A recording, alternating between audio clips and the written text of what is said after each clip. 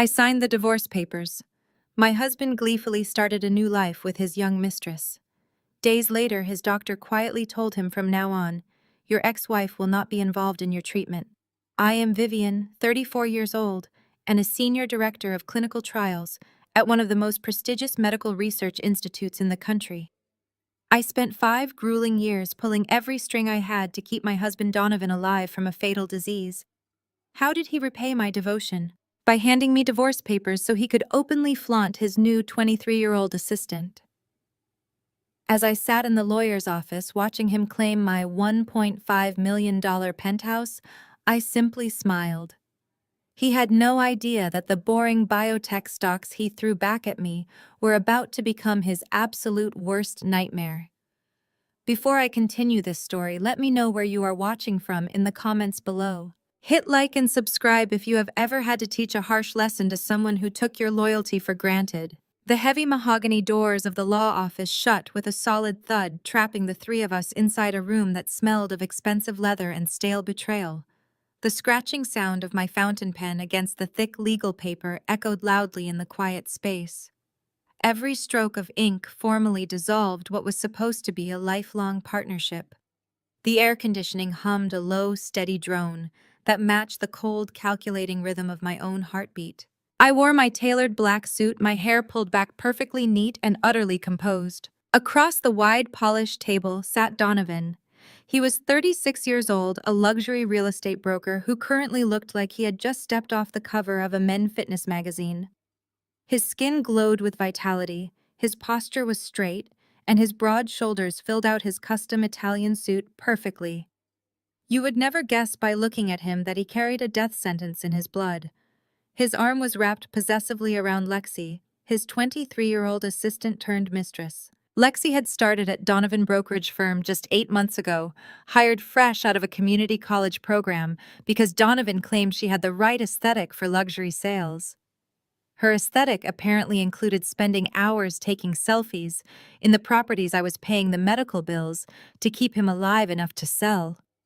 She was entirely oblivious to the reality of the world she was trying so desperately to climb into. She looked at me, not as a woman who had built a formidable career from the ground up, but as an obstacle she had successfully removed from her path to a wealthy lifestyle. Lexi sat far too close to him, leaning her head on his shoulder and giggling at completely inappropriate moments. She wore a designer silk dress that I recognized instantly because I had seen the outrageous charge for it on our joint credit card statement just a month ago. She intentionally shifted her left hand, placing it directly on the center of the table, so the massive diamond engagement ring caught the bright afternoon light streaming through the floor-to-ceiling windows. The ring was undeniably beautiful and undeniably purchased using the savings I had worked 70-hour weeks to build. I recognized the stone. It was the exact cut and clarity Donovan had shown me in a catalog a year ago, claiming he wanted to upgrade my wedding band for our upcoming anniversary. Donovan watched me sign the papers with a smug, self-satisfied grin on his face. He seemed to be waiting for me to break down to beg him to stay, or at least to show some pathetic sign of emotional devastation. He wanted the ego boost of seeing the strong, successful woman he married crumble over losing him. But I felt nothing but a cold, analytical sense of clarity. I had grieved the end of this marriage months ago, in the silent, lonely hours of the night when I realized he was never at the office when he claimed to be. "I am so glad we are doing this the easy way, Vivian," he said, his voice dripping with condescension. "You have to admit this marriage has been dead for years. You are a brilliant scientist, but let us be honest, you are a boring lab rat. You care more about your sterile clinical trials and your endless research papers than you do about being a real wife. A man needs a woman who brings him peace and youth and vibrant energy." Lexi giggled again, pressing a sloppy kiss to his jawline. "I just want Donovan to be happy," she chimed in, her voice high-pitched and entirely devoid of substance. "He deserves to live his best life without being dragged down by a woman who practically lives in a hospital. We are going to build a beautiful, exciting life together. He needs someone who can keep up with his social calendar, not someone who falls asleep reading medical journals at 8 o'clock. I kept my face perfectly neutral as I looked at the man who had promised to love me in sickness and in health. The sheer irony of his glowing health was the most bitter pill of all to swallow. 5 years ago, Donovan was a fragile, hollow shadow of the arrogant man sitting before me today. When he was diagnosed with his rare autoimmune blood disorder, he had been entirely bedridden. His joints were massively swollen, his organs were slowly failing, and his own immune system was actively destroying his body from the inside out. He had wept in my arms, terrified of dying before he even turned 35. I had wiped his tears, bathed his feverish skin, fed him when he was too weak to lift a spoon, and promised him I would not let him die. And I kept that promise with ruthless determination. I leveraged my position as a senior director to pull strings that most people in the medical field did not even know existed. I worked relentlessly late into the night, analyzing complex trial data, consulting with top-tier international specialists, and ultimately securing him a coveted spot in an exclusive compassionate use program for a highly experimental synthetic protein infusion. The memory of those terrible 5 years pressed heavily against the back of my mind. The endless nights I spent sleeping in uncomfortable hospital chairs listening to the rhythmic beeping of his heart monitor, terrified that every alarm meant the end. The sheer exhaustion of running a department of 50 researchers during the day and rushing back to his bedside at night. I had completely isolated myself from my friends, skipped important medical conferences, and paused my own personal life to ensure he had the best care on the planet. I used my own personal salary to cover the massive out-of-pocket medical expenses that his standard health insurance absolutely refused to touch. I gave him his life back. I gave him the physical energy to walk, to run, to return to his lucrative real estate career and charm wealthy clients. And he used that exact same energy to sleep with his young, foolish assistant. The moment the experimental drug brought the color back to his cheeks and the strength back to his muscles, he decided my usefulness had expired. "We are transferring the deed to the downtown penthouse entirely to my name," Donovan continued effortlessly, sliding the next thick stack of legal papers toward me. "My lawyer says it is only fair, since I need an appropriate, prestigious space to host my high-end property clients. Plus, you are always at the Research Institute anyway. A simple one-bedroom apartment closer to the hospital will suit your minimalist lifestyle much better. And the liquid cash from the joint savings will remain with me to cover the restructuring costs of my brokerage firm." He was systematically and ruthlessly stripping away the financial foundation we had built together, leaving me with essentially nothing from the marriage. The lawyer's office was located on the 40th floor, overlooking the sprawling city skyline, showcasing the exact kind of high-end real estate Donovan obsessed over. My lawyer had advised me to fight for the penthouse, pointing out that my income had paid the mortgage for the last 3 years while Donovan was sick. But I had explicitly instructed my legal team to concede everything Donovan asked for regarding the physical properties and the cash accounts. They thought I was acting out of grief or emotional exhaustion, giving up my hard-earned wealth just to escape a toxic man. They did not understand that I was playing a much longer game. I needed Donovan to feel victorious. I needed him to be so blinded by his own greed and his desire to show off for his new mistress that he would not look too closely at the fine print of the asset division. Lexi looked at me with a sickening mixture of fake pity and obvious triumph. "Do not worry, Vivian," she said, examining her perfectly manicured acrylic nails. "You will find someone your own age who appreciates your intense workaholic tendencies. Donovan just needs someone who can match his vibrant, youthful lifestyle. We are planning to travel the world." I signed the property transfer without a single word of protest. My utter silence seemed to deeply irritate Donovan, who clearly wanted a dramatic reaction to validate his inflated ego. He picked up a thin blue folder from his side of the long table and tossed it carelessly in my direction. It landed with a soft slap against the polished wood, sliding right to my fingertips. "You can keep your boring biotech stocks," he said, waving his hand dismissively. "I had my financial advisor look at them, and they are completely worthless right now. The company is virtually unknown, and the stock has not moved a single point in months. I only want the real estate and the cash. Keep your little science projects, Vivian." I looked down at the blue folder.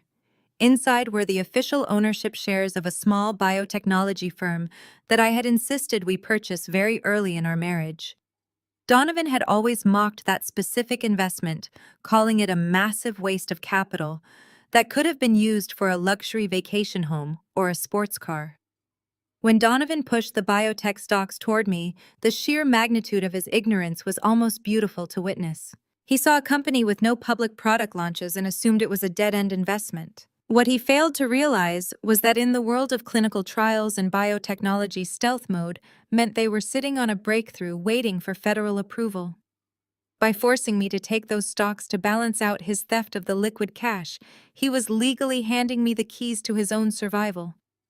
He had absolutely no idea what those stocks actually represented. He had no idea, because he never bothered to ask about my work, never bothered to read the medical journals I contributed to, and never bothered to understand the actual complex science keeping him alive every single day. I kept my breathing slow and steady, masking the intense satisfaction blooming in my chest. "I am perfectly fine taking the stocks," I replied, my voice completely calm and even. I picked up the folder and slid it carefully into my designer leather briefcase. I signed the final page of the divorce decree, ensuring that the highly unequal division of assets was legally binding, signed, sealed, and completely irreversible. The lawyer, a stern older man who had been uncomfortably quiet throughout the entire exchange, collected the documents and stamped them with his official seal. The marriage was officially over. Donovan stood up, adjusting his expensive suit jacket with a satisfied smirk. "Well," he said, clapping his hands together, "that was painless. Lexi and I have a reservation at the finest steakhouse downtown to celebrate our new beginning. I suggest you go back to your lab, Vivian." I stood up, picking up my briefcase. Before I turned to leave, I reached into my coat pocket and pulled out a small, crisp white envelope. I handed it across the table to Donovan. He took it, looking slightly confused. "What is this?" he asked. "It is a medical slip," I answered, keeping my tone entirely professional and devoid of any emotion. "A reminder for your schedule. We are officially divorced, Donovan. Do not forget your Friday infusion appointment with Dr. Thorne. Good luck." I did not wait to see his reaction.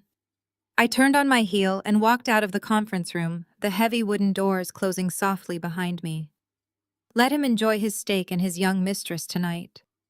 The reality of what he had just signed away was coming for him very soon. 2 days passed since the ink dried on those divorce papers.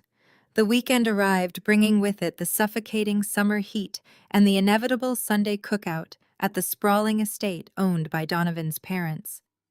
I never intended to set foot in that house again. The meticulously manicured lawn and the grand brick facade held nothing but exhausting memories of forced smiles and endless judgment.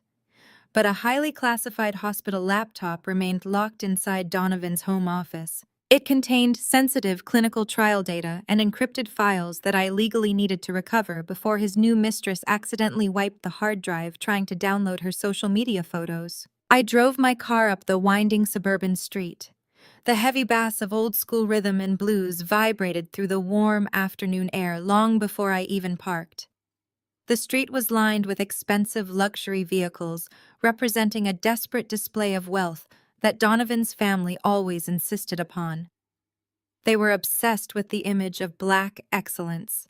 To them, success was not about the grueling hours spent saving lives in a laboratory or making real changes in the medical field. It was entirely about designer labels, expensive cars, and presenting a flawless picture to their affluent neighbors and church friends.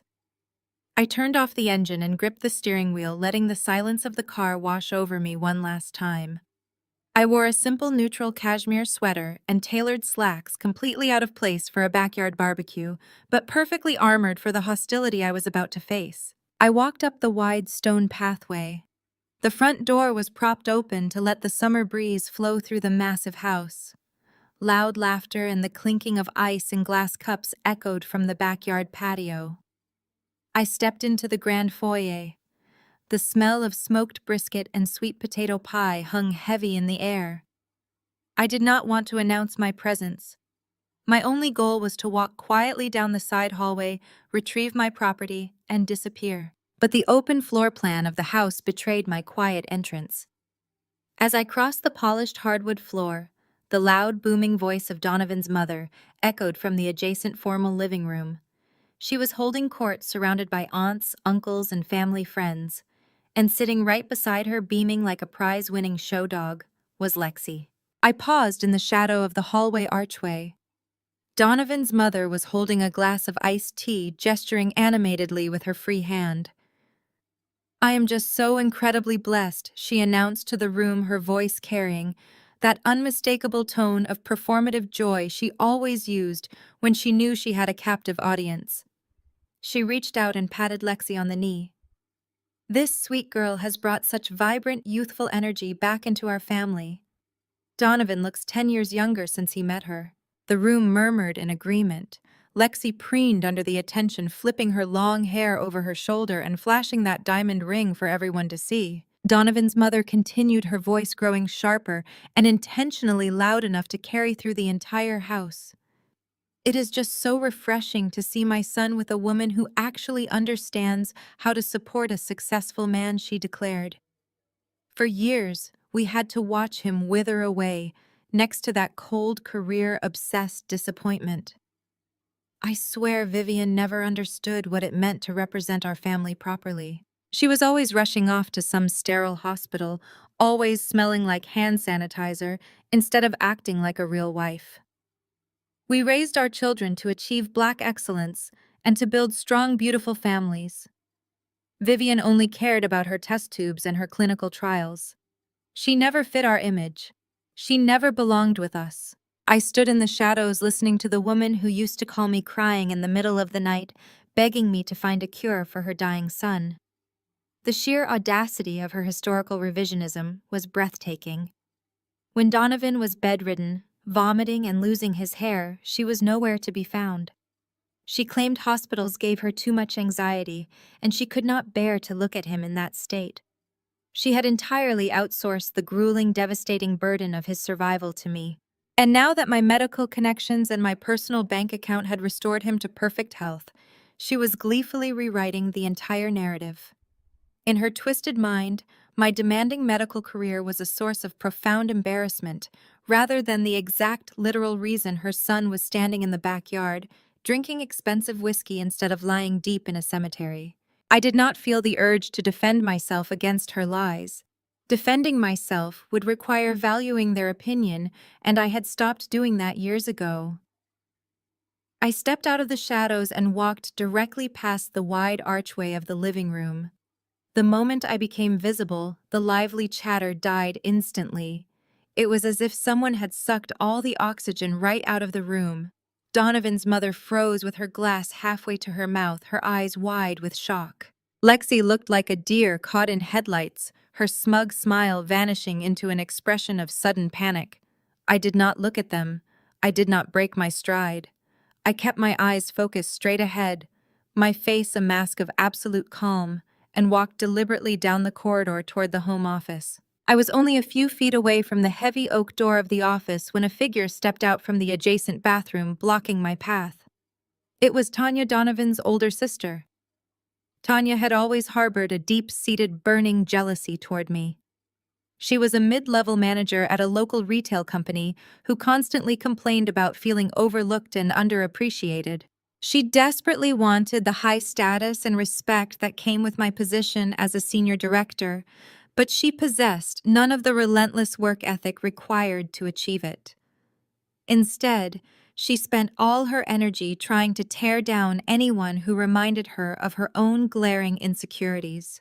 Tanya crossed her arms over her chest and tilted her head back, looking down her nose at me. "Well, look who decided to crash the celebration," she sneered. Her voice was loud and piercing, intentionally trying to draw the attention of the people lingering in the nearby living room. "I thought we took out the trash on Friday, Vivian." I stopped walking, maintaining a safe professional distance between us. "I am here to retrieve my hospital laptop." I stated, my tone completely flat and devoid of emotion. "It is the property of the Medical Research Institute and contains highly classified patient data. Once I have it, I will be completely out of your way." Tanya let out a harsh, mocking laugh. She took an aggressive step closer, invading my personal space, You do not just get to waltz into this house like you still belong here, she spat. You are nothing to this family anymore. In fact, before you take another step inside, I want your spare keys. Put them on the console table right now. Her eyes gleamed with pure malice. She wanted to humiliate me in front of her mother and her guests. She wanted me to hand over my keys like a dismissed maid being thrown out of the manor.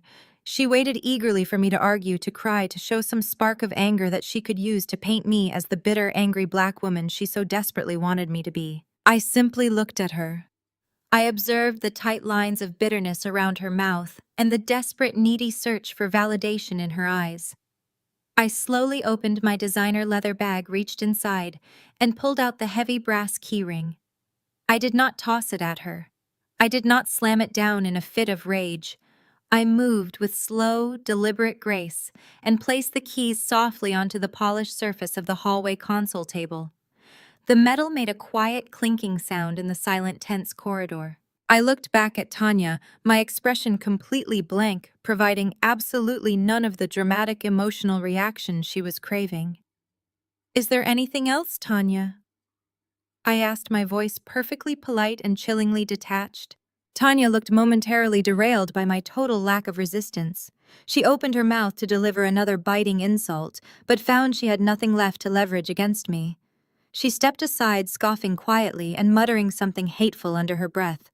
I moved past her without another glance and opened the door to the home office. The room was a complete disaster of discarded real estate files, empty coffee cups, and scattered magazines. Donovan had clearly reclaimed the space with his usual chaotic disregard for cleanliness and organization. But there, sitting exactly where I had left it on the bottom shelf of the mahogany bookcase, was my secure silver laptop. I walked over and picked it up, carefully checking the tamper-evident seals on the side ports to ensure no one had attempted to access the encrypted hard drive. The seals were perfectly intact, bringing me a small wave of relief. I slipped the heavy machine into my bag, zipping it shut with a profound sense of finality. I had exactly what I came for, and my business here was done. The last physical tie to this house and this terrible family was now fully severed. I turned around and began walking back toward the hallway, ready to leave this toxic environment forever and return to the peace of my own life. But as I reached the threshold, the doorway was suddenly and deliberately blocked. The tall, imposing figure of Connor stepped into the frame, filling the entire space with his presence. Connor was Tanya's husband, a wealthy, arrogant white corporate lawyer who thrived on absolute intimidation. He came from a long line of generational wealth and carried himself with a deeply ingrained, unshakable sense of entitlement. He loved being the white savior in this family, constantly using his aggressive legal background and his societal privilege to bully anyone who dared to step out of line. He leaned heavily against the doorframe, a condescending smirk playing on his lips, completely blocking my only exit. Connor stood there with his arms crossed over his broad chest, a smug smile playing on his face. He wore a custom-tailored navy suit that easily cost more than a standard hospital worker's monthly salary. He had always despised me. From the very first day Tanya introduced him to the family, he had made it his personal mission to subtly undermine my achievements. He was a man who was deeply accustomed to walking into a room and immediately commanding respect simply because of his demographics and his expensive law degree. To him, I was an anomaly that needed to be put back in its place. A successful, educated black woman who did not defer to his assumed authority was a direct threat to his worldview. He leaned forward slightly, using his height to try and intimidate me. "Going somewhere so soon, Vivian?" he asked, his voice dripping with mock sympathy. "I was hoping we could have a little chat before you scurry back to your test tubes." I stopped and looked at him, my face betraying absolutely no emotion. I clutched the strap of my bag, feeling the solid weight of the encrypted laptop resting against my side. "Please step aside, Connor," I said, my tone even and measured. "I have retrieved my property, and I have no desire to disrupt your family celebration any further." Connor chuckled, a dry, humorless sound that echoed in the narrow space of the hallway. "Oh, I am sure you do not," he said. "But since you are here, I think it is the perfect time to establish some ground rules moving forward." He uncrossed his arms and slipped his hands into his pockets. adopting the exact same posture he likely used when intimidating opposing counsel in corporate boardrooms. I know you are probably feeling very emotional right now, Vivian. Divorce is hard, especially when your husband upgrades to a newer model. But I am speaking to you right now as a legal professional. I strongly advise you to walk away quietly. I stared at him, letting his insulting words wash over me without leaving a single mark. He wanted me to lash out. He wanted me to raise my voice.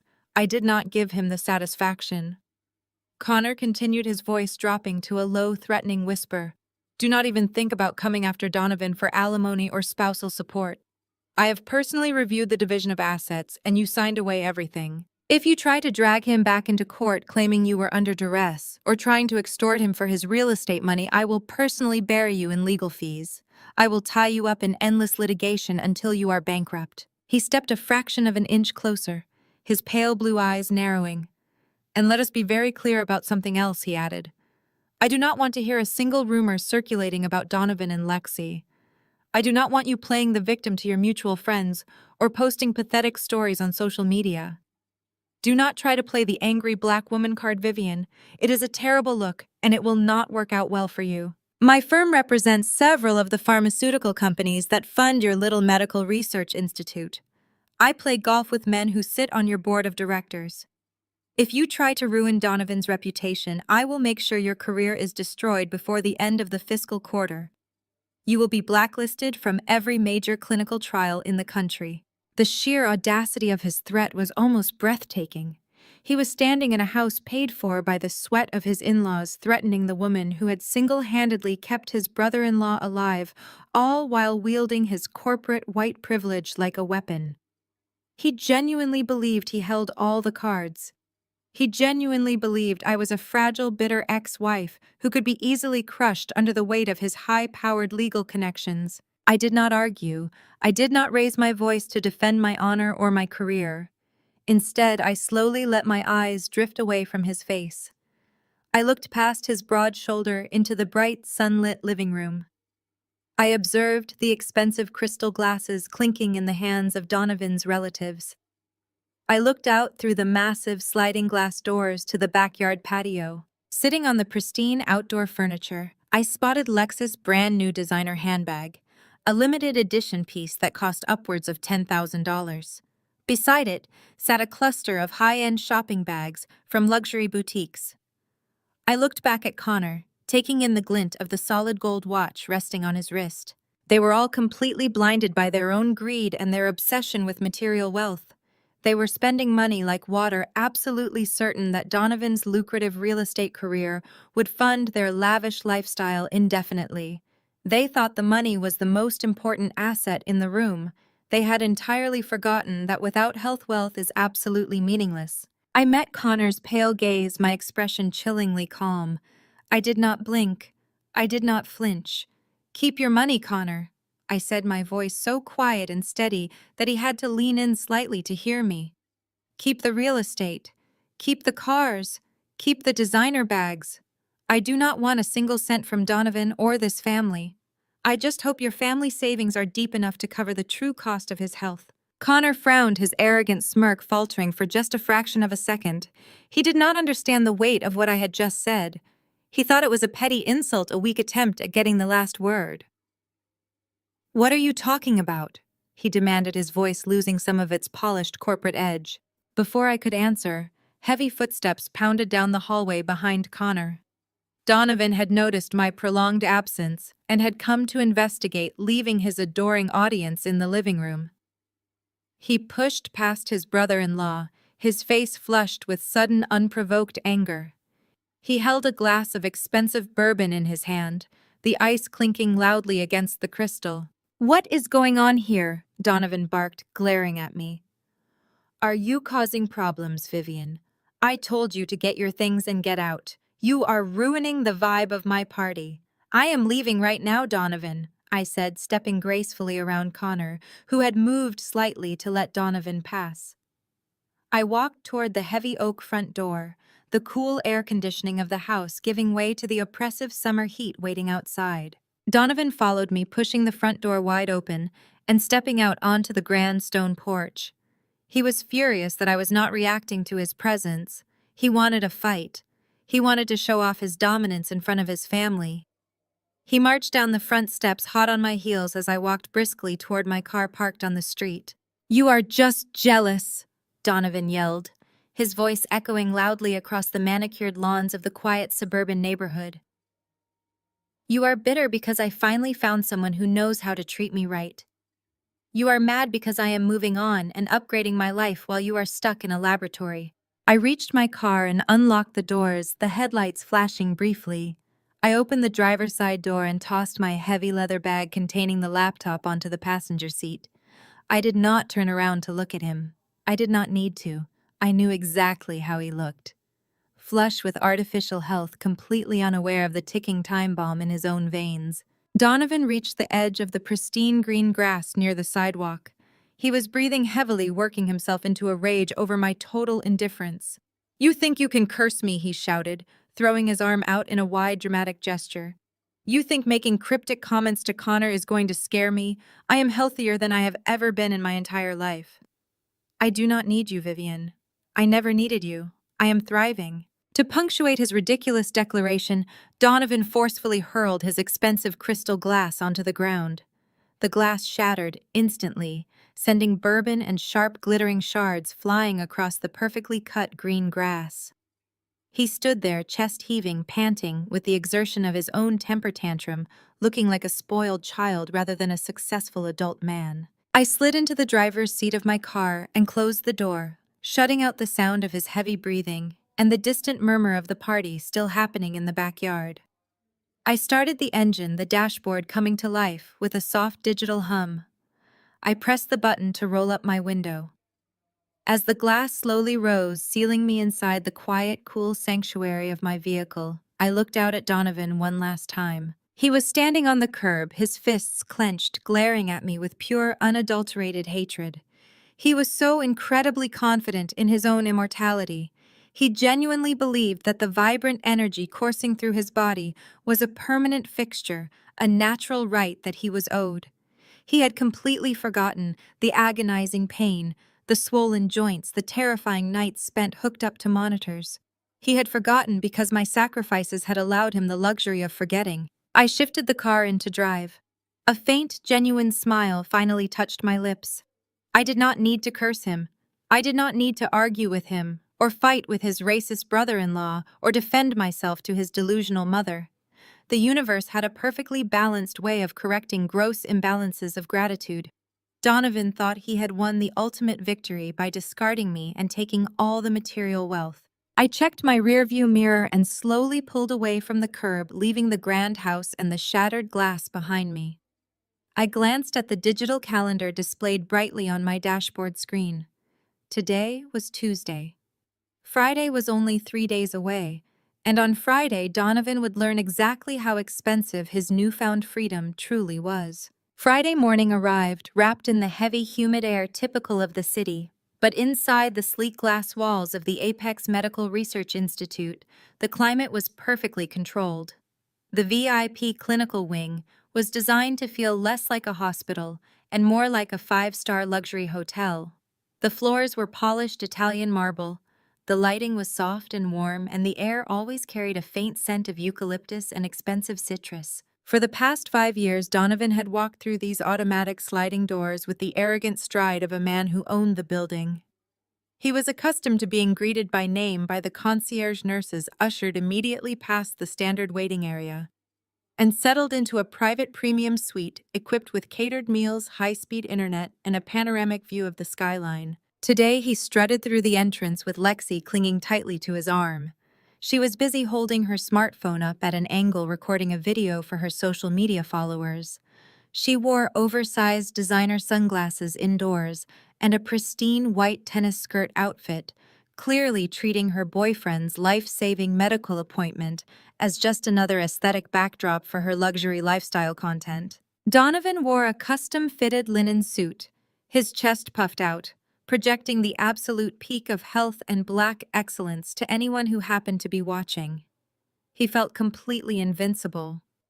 The divorce was finalized, the real estate was his, the liquid cash was sitting safely in his accounts, and he was ready to receive his bi-weekly infusion before heading off to a celebratory weekend getaway. He marched directly up to the curved mahogany reception desk, not even bothering to join the small line of patients waiting their turn. The head receptionist, a seasoned professional named Brenda, looked up from her computer screen. Her face, usually bright with a welcoming smile, remained entirely neutral today. "Good morning," Brenda, Donovan announced loudly, leaning his forearms on the high counter. "We are here for my 10 o'clock infusion. Go ahead and have the nurses prep suite number 4. Lexi would like a sparkling water with lime while we wait, and I need to make sure the Wi-Fi router in that room is actually working this time because I have some major property closings to handle." Brenda did not immediately reach for the VIP access keycards. Instead, she typed quietly on her keyboard, her eyes scanning the information on her monitor. "Good morning, Mr. Vance," she replied, her tone polite but rigidly formal. "Please take a seat in the main waiting area. A nurse will call your name when a standard consultation room becomes available." Donovan froze, his confident smile slipping slightly. He looked around the main waiting area, where several other patients were sitting in standard leather chairs, reading magazines and watching the muted television. He let out a short, scoffing laugh.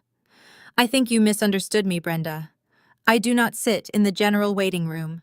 I am a priority compassionate care patient under the direct supervision of Dr. Eris Thorne. I use the private suites." "I understand who your attending physician is," Mr. Vance, Brenda stated, her voice remaining perfectly steady despite his rising volume. "However, your patient status has been updated in our system as of this morning. You are no longer authorized for the private premium suites. Please take a seat in the main waiting area, and we will call you shortly." Lexi lowered her smartphone, her perfectly sculpted eyebrows pulling together in annoyance.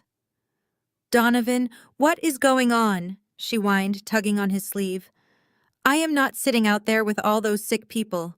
You promised me we were getting the private room with the good snacks. I need to edit my video before we go to brunch." Donovan's face flushed with a sudden hot wave of embarrassment and anger. He hated being questioned, and he absolutely despised looking weak or uninfluential in front of his new younger girlfriend. He slammed his hand flat against the mahogany counter, causing a pen holder to rattle. "Listen to me very closely," he demanded, his voice echoing loudly across the quiet, polished lobby. "I bring a massive amount of money into this facility. I am not a standard patient. I want the clinical manager out here right now, or I am going to have my lawyers contact the hospital board. Get me my room." The few patients at the waiting area turned their heads, staring at the grown man throwing a temper tantrum over hospital seating arrangements. Before Brenda could even reach for her telephone receiver, the heavy frosted glass door leading to the secure clinical wing swung open. Dr. Eris Thorne stepped out into the lobby.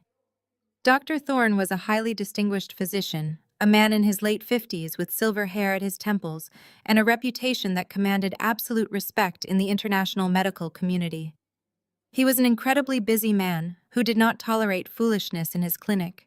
He walked toward the reception desk with a slow, deliberate pace, carrying a thick medical file in his hand. His pristine white lab coat snapped sharply around his legs. Donovan immediately puffed his chest out, feeling validated by the arrival of the head physician. "Aris, thank God you are here," Donovan said, throwing his hands up in exasperation. "You need to talk to your reception staff. They are trying to put me in the general waiting room like some kind of walk-in patient. I have business to conduct today, and I need my private suite prepped right now." Dr. Thorne did not smile. He did not extend his hand for a greeting. He stood in front of Donovan, radiating an aura of complete clinical detachment. He looked at Donovan, then shifted his gaze briefly to Lexi, who was still holding her phone, before bringing his cold, intelligent eyes back to his patient. "Step into room 12, Mr. Vance." Dr. Thorne instructed, his voice low but carrying an undeniable weight of authority. It was not a request.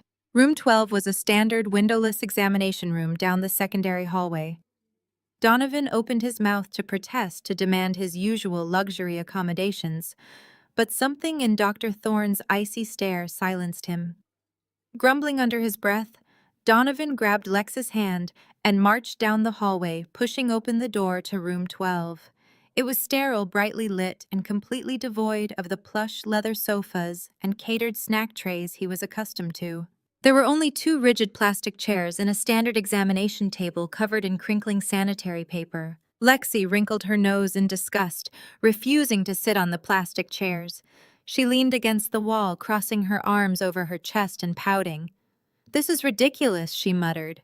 "We should just go to a different hospital if they are going to treat you like a peasant." Dr. Thorne followed them into the room, allowing the heavy door to click shut behind him. He walked over to the small computer station and placed the thick medical file down on the counter. Donovan stood in the center of the room, crossing his arms and trying to regain control of the situation.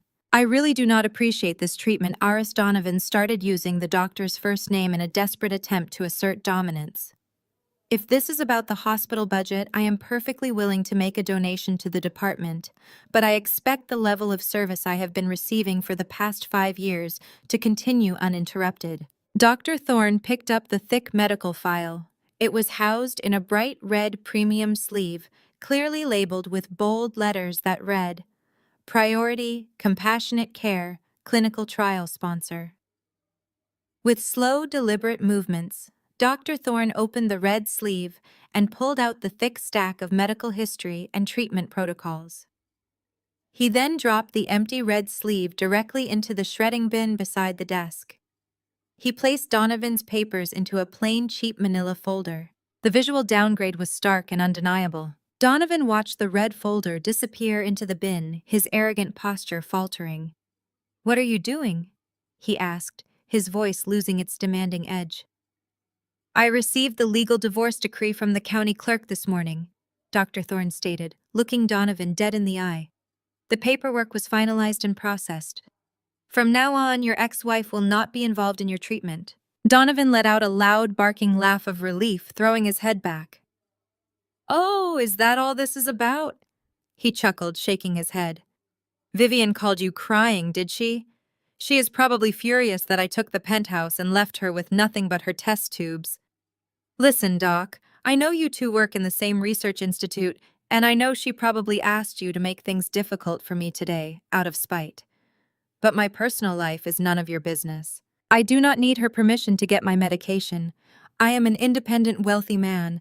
She is out of the picture, so let us just move forward." Dr. Thorne did not share in the amusement. His expression remained entirely stony. "You are severely misunderstanding the nature of your presence in this facility, Mr. Vance. You are not receiving premium care because you are wealthy. You are receiving premium care because your wife is the senior director of clinical trials at this institute." Donovan waved his hand dismissively. Yeah. She pulled some strings 5 years ago to get me into the trial. I get it. But the trial is over, and the drug works. I am perfectly fine paying for it myself now. I do not need her charity." Dr. Thorne picked up a single sheet of paper from the new manila folder.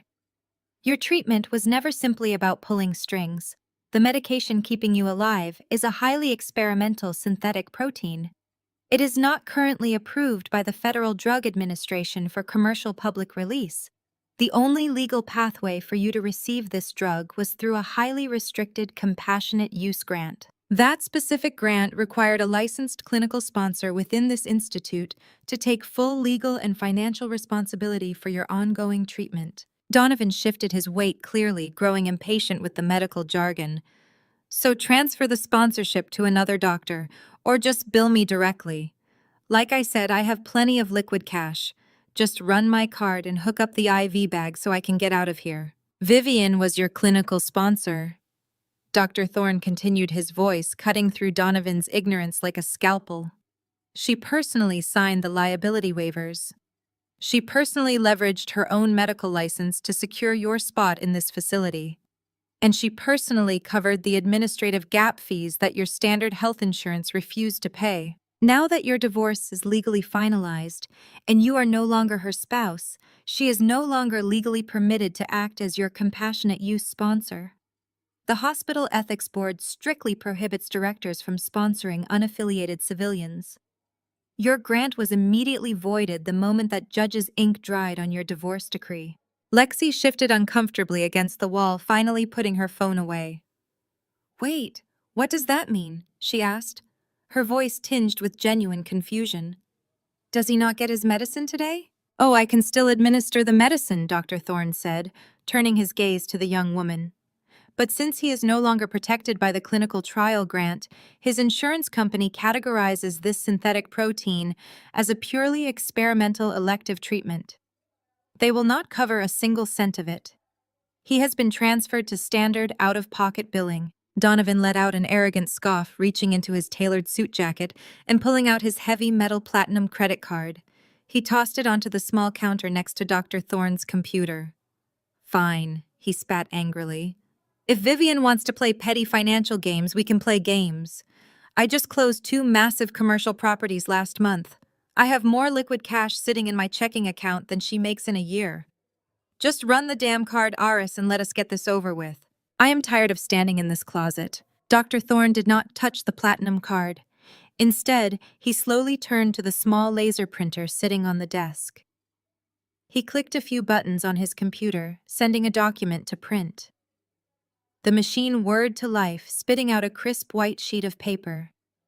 Dr. Thorne picked up the paper and slid it silently across the counter, stopping right next to the gleaming credit card. "This is the itemized invoice for today," Dr. Thorne stated. "The hospital accounting department requires payment in full before the pharmacy will release the synthetic protein from the temperature-controlled vault." Donovan sneered, reaching down and snatching the piece of paper off the counter. He expected to see a bill for a few $1,000s, maybe a facility fee, and some administrative costs. Something he could easily swipe away and laugh about later over expensive cocktails. He brought the paper up to his face, his eyes scanning the black and white text. The room went completely dead silent. Donovan's breathing stopped.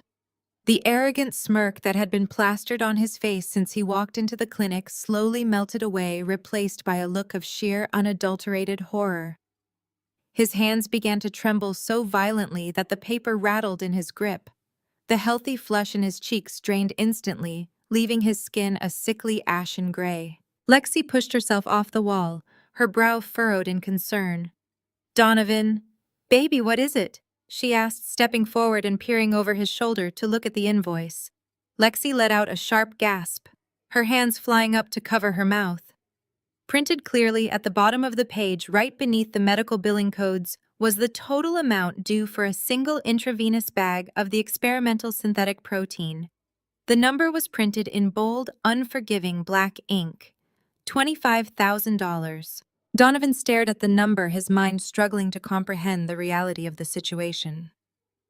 $25,000. This had to be a mistake. This had to be a typo. He looked up at Dr. Thorne, his eyes wide and panicked.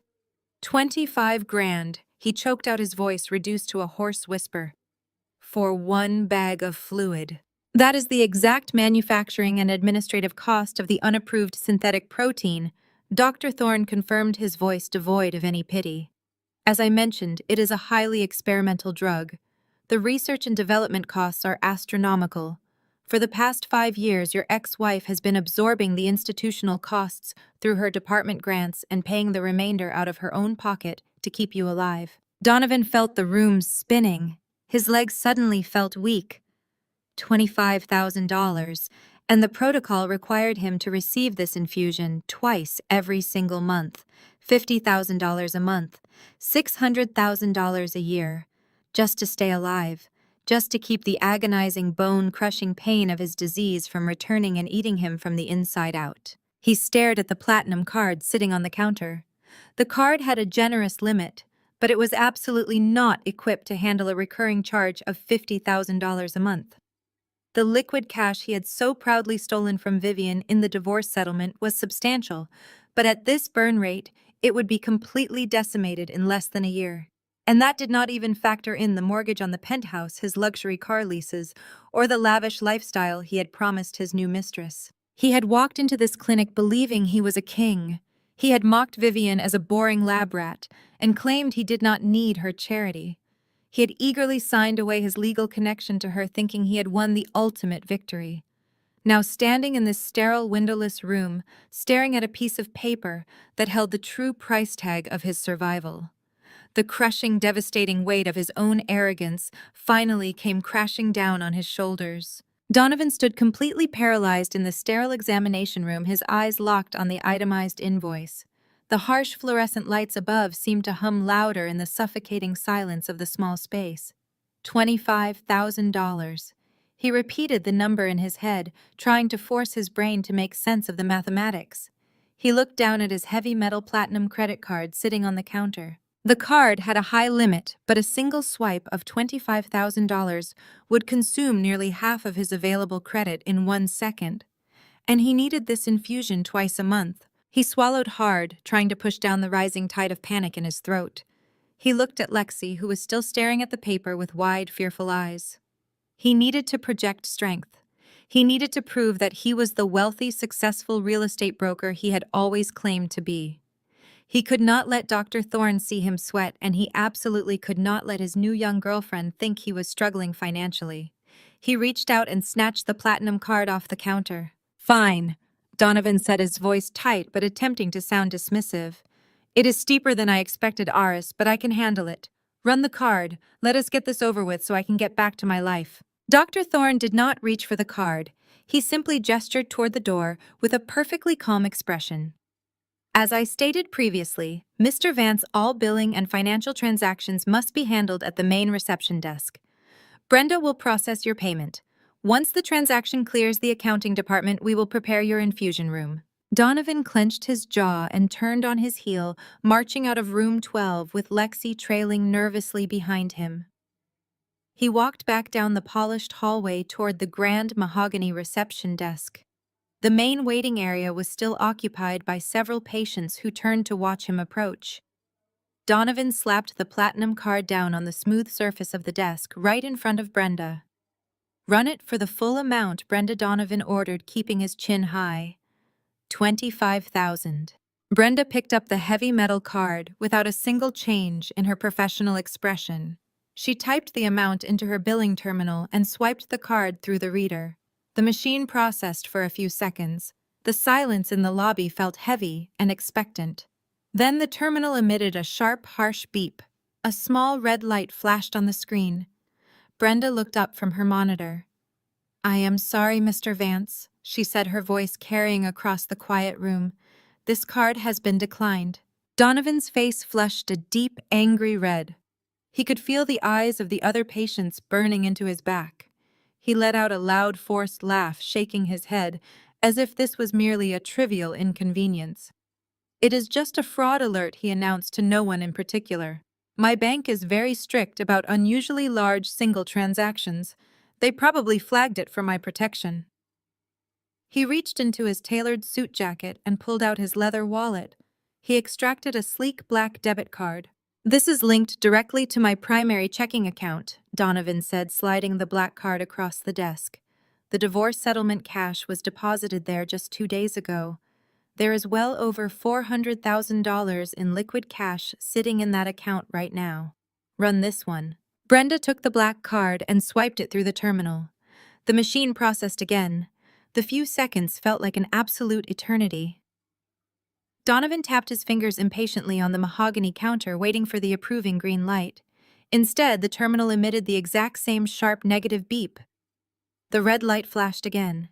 Brenda looked up, her expression remaining perfectly neutral. "I am sorry, Mr. Vance. This card has also been declined for insufficient funds." Donovan froze. The blood drained completely from his face, leaving him looking sickly and pale. Insufficient funds. That was mathematically impossible. He had personally watched the massive wire transfer hit his checking account right after he walked out of the lawyer's office.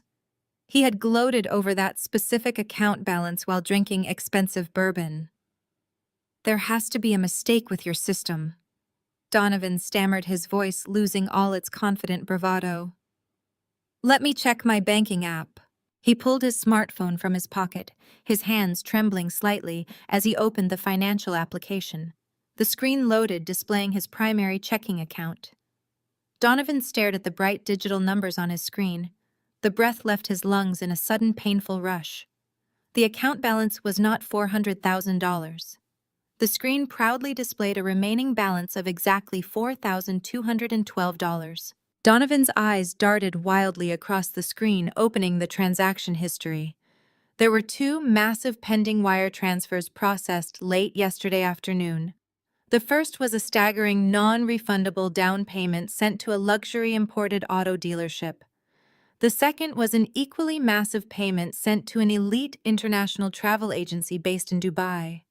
He slowly lowered his phone and turned his head to look at Lexi. Lexi was standing a few feet away, hugging her designer handbag tightly against her chest. Her perfectly tanned face had gone completely white. She was biting her bottom lip and actively avoiding his gaze, staring intensely at the polished marble floor. The ridiculous white tennis skirt outfit suddenly looked like a pathetic costume on a terrified child. Donovan whispered, his voice trembling with a mixture of disbelief and mounting rage. "What did you do? Where is my money, Lexi? Where is the cash from my divorce settlement?" Lexi took a small step backward, her eyes wide with panic. "Donovan, baby, please do not be mad," she stammered, her voice high-pitched and defensive. "I wanted to surprise you. You told me we were starting a beautiful new life together. You said we were rich now that you got all the cash from that boring ex-wife of yours." "What did you buy, Lexi?" he demanded, his voice rising, echoing off the glass walls of the clinic lobby. The other patients were now openly staring, watching the dramatic scene unfold. "I bought the car," Lexi blurted out, tears welling in her eyes. "The custom white Porsche you were looking at online. I wired the down payment to the dealership so they could start building it to our exact specifications. I thought it would be the perfect gift to celebrate your freedom, and I booked the luxury first-class vacation package to Dubai. You promised we would travel the world, Donovan. You promised me we would create amazing luxury content for my social media. I just wanted to secure the bookings before the prices went up." Donovan felt his knees go weak. He gripped the edge of the reception desk to keep himself from collapsing. "You spent my safety net," he gasped, his chest heaving as the panic truly set in. "You spent almost $400,000 in a single afternoon on a car and a vacation. That money was supposed to sit in my account. It was supposed to be my financial leverage for my real estate firm. You told me we had endless cash," Lexi cried defensively, stomping her foot. "You told me you were a highly successful broker and that the divorce made you a millionaire.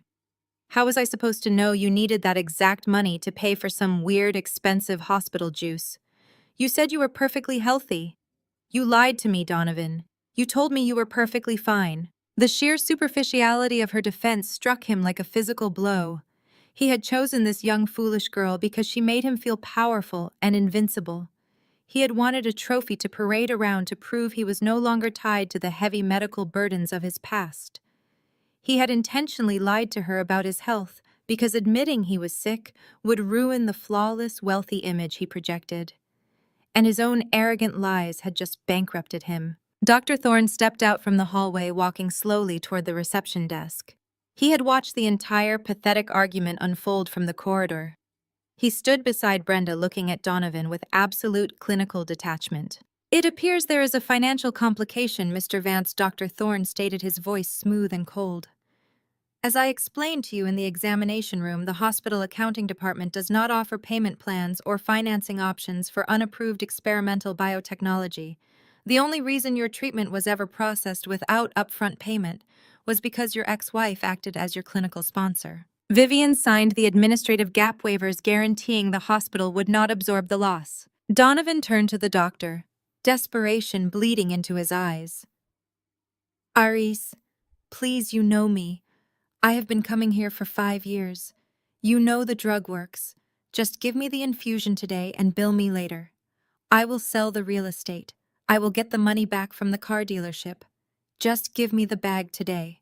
Dr. Thorne did not waver. "I cannot do that, Donovan. Without a legal sponsor and without payment in full, the automated pharmacy vault will not release the synthetic protein.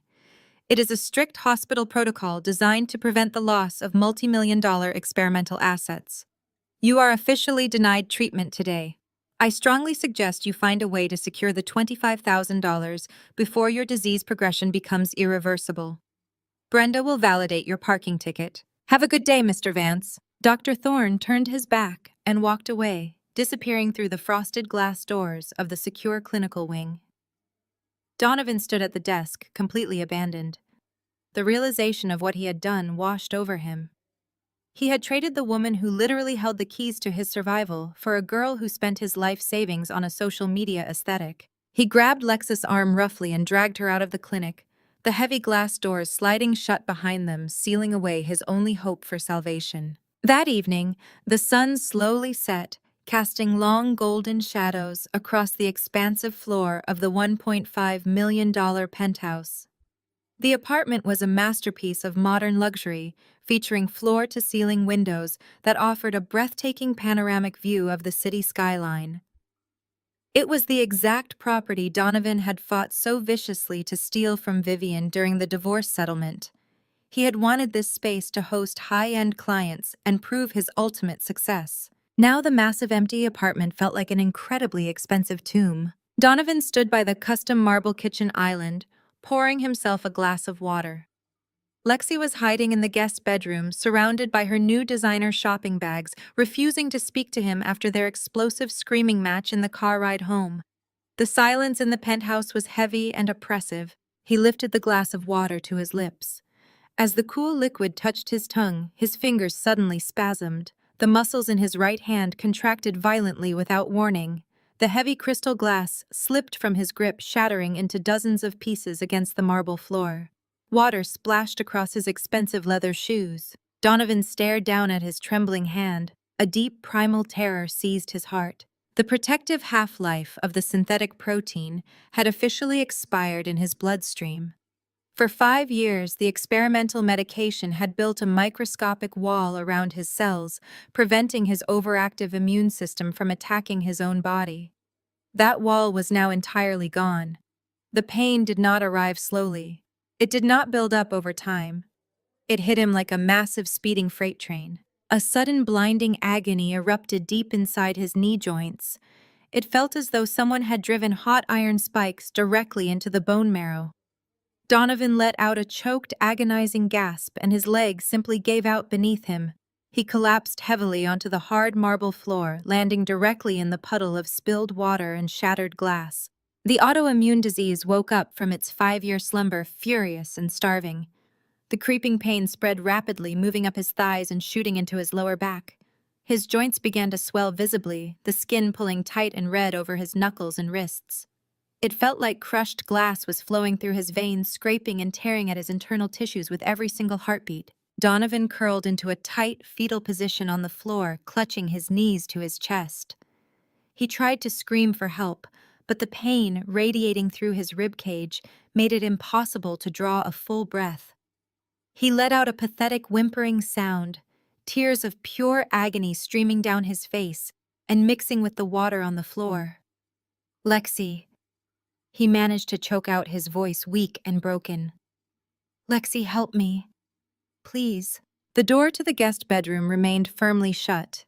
Lexi was inside, probably trying on her expensive new clothes or recording a video entirely useless to a man who was actively dying on his own kitchen floor. She had no idea what to do. She had no medical connections, no clinical knowledge, and no desire to care for a sick patient. She was just a girl who wanted a free ride in a luxury car. Donovan lay there trembling violently as the fiery pain consumed his entire body. The gorgeous, expensive penthouse surrounding him offered absolutely no comfort. The panoramic view of the city mocked his helplessness. He was surrounded by millions of dollars worth of real estate, but he could not even pull himself up off the floor. In the suffocating darkness of his own agony, Donovan finally understood the magnitude of his fatal mistake. The vibrant energy and perfect health he had so arrogantly flaunted at the divorce table was never his own. It was a borrowed gift meticulously maintained by the brilliant, tired woman he had called a boring lab rat. Vivian was the only thing standing between him and this horrific, bone-crushing death, and he had practically begged her to walk away. Alone on the cold marble floor surrounded by broken glass, Donovan closed his eyes and wept as his own body began to eat him alive. 2 weeks dragged by like broken glass, scraping across the pristine hardwood floors of the penthouse. The massive luxury apartment that Donovan had fought so viciously to steal from Vivian during the divorce proceedings now felt like an incredibly expensive prison cell. The panoramic floor-to-ceiling views of the bustling city skyline offered absolutely no comfort to a man whose own body was rapidly and violently betraying him. Without the synthetic protein infusion keeping his rare autoimmune disease in check, his health completely plummeted. The physical transformation was horrifying and entirely undeniable. The vibrant, youthful energy he had flaunted so proudly at the lawyer's table was entirely gone. His skin, once glowing with artificial health, turned a sickly, sallow gray that looked like wet ash. Deep dark circles carved heavy hollows under his eyes, making him look 15 years older than his actual age. The debilitating joint pain that had dropped him to the kitchen floor that first night without his medication was now a constant, agonizing companion that never left his side. He could no longer walk with his confident, arrogant stride. He was forced to rely on a heavy wooden cane just to drag himself from the massive king-sized bed to the master bathroom. Every single step sent fresh waves of fiery, burning pain shooting up his spine and down his legs. The disease was ravenous, attacking his mobility and his massive ego simultaneously, his lucrative real estate career. The very thing he claimed made him so superior to Vivian began to crumble instantly under the weight of his failing health. He was physically incapable of hosting the high-end luxury open houses that required hours of standing and effortless charisma. When he tried to conduct client meetings over video calls, his wealthy buyers immediately noticed his trembling hands and his exhausted, sickly appearance. They quietly took their millions of dollars elsewhere, seeking brokers who projected the image of stability and elite success. His income completely flatlined, drying up just as fast as his physical strength. He sat in his home office staring at his computer screen, unable to type because his knuckles were so swollen and inflamed. The silence of his professional phone ringing was a constant reminder of how quickly the world moves on when you can no longer perform. He tried calling his junior partners, begging them to take over his listings for a split commission, but they all suddenly stopped answering his calls. He was a sinking ship, and nobody in the cutthroat real estate business wanted to drown with him. The financial hemorrhage did not stop with his declining health.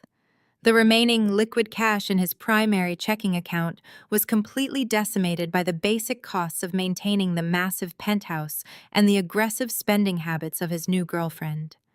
Lexi continued to order expensive takeout and schedule daily luxury spa treatments, completely ignoring the terrifying reality of his medical crisis. She treated his agonizing pain as a temporary inconvenience that was ruining her carefully planned social calendar. She complained loudly when he could not take her to expensive restaurants, and rolled her eyes when he asked her to turn down the television because his head was pounding. She lived in a bubble of sheer denial, expecting the endless flow of cash to magically reappear. She invited her superficial friends over to drink his expensive wine, while he lay in the bedroom sweating through the sheets in pure agony. She never once offered to bring him a glass of water or asked how he was feeling. She only spoke to him when she needed his credit card information for another online shopping spree. When the morning mail arrived on a bleak Tuesday, it brought a devastating reality check that Donovan could no longer ignore. Donovan leaned heavily on his wooden cane, pulling a thick, formal envelope from the stack of bills on the kitchen counter. It was an official eviction warning from the Penthouse Property Management Company. The monthly maintenance and luxury association fees were severely past due, and the board was threatening immediate legal action to remove him from the premises. The building manager, who used to greet him with a wide smile, now refused to even look him in the eye when he hobbled through the lobby. He dropped the paper and opened the next envelope. His platinum credit cards were all completely maxed out, heavily burdened by Lexus continuous luxury purchases and the astronomical legal fees he had paid to his divorce lawyers. He logged into his banking application with shaking fingers, praying for a miracle. He had absolutely zero liquid cash left to pay the $25,000 required for a single dose of his life-saving medication. He was broke, sick, and entirely desperate. Donovan slowly limped into the master bedroom, his breathing labored and shallow. Lexi was standing in front of the massive floor-to-ceiling mirror, trying on a brand-new designer silk dress. The bed behind her was covered in shiny shopping bags from high-end boutiques carrying names he knew he could no longer afford. She was holding her smartphone at a high angle, taking endless photos and videos of herself completely oblivious to the man standing in the doorway, leaning heavily on a cane just to stay upright. She was smiling brightly, blowing kisses to her digital audience, while the man who funded her lifestyle was actively dying a few feet away. Donovan swallowed his remaining pride, feeling the bitter taste of defeat in the back of his throat. He needed her help. He needed the money she had recklessly spent. He needed to survive. Lexi. He started, his voice raspy and weak from the constant pain. Lexi, we need to talk about the finances today. We need to talk about how I am going to pay for my medication. Lexi rolled her eyes heavily, not bothering to look away from her glowing phone screen. Not now, Donovan, she whined, adjusting the thin strap of her expensive dress. I am trying to get the perfect lighting for this post. My followers are waiting for my luxury lifestyle update, and the natural light is fading. You are totally ruining my vibe right now with all this serious talk. You have been so depressing lately, and it is really bringing down my energy. Donovan felt a sudden surge of desperate anger pushing through the thick fog of his physical pain. He hobbled further into the room, forcing himself to stand as tall as his failing swollen joints would allow. Forget the video, Lexi, he demanded, his voice cracking with the immense effort it took to speak loudly. I am dying.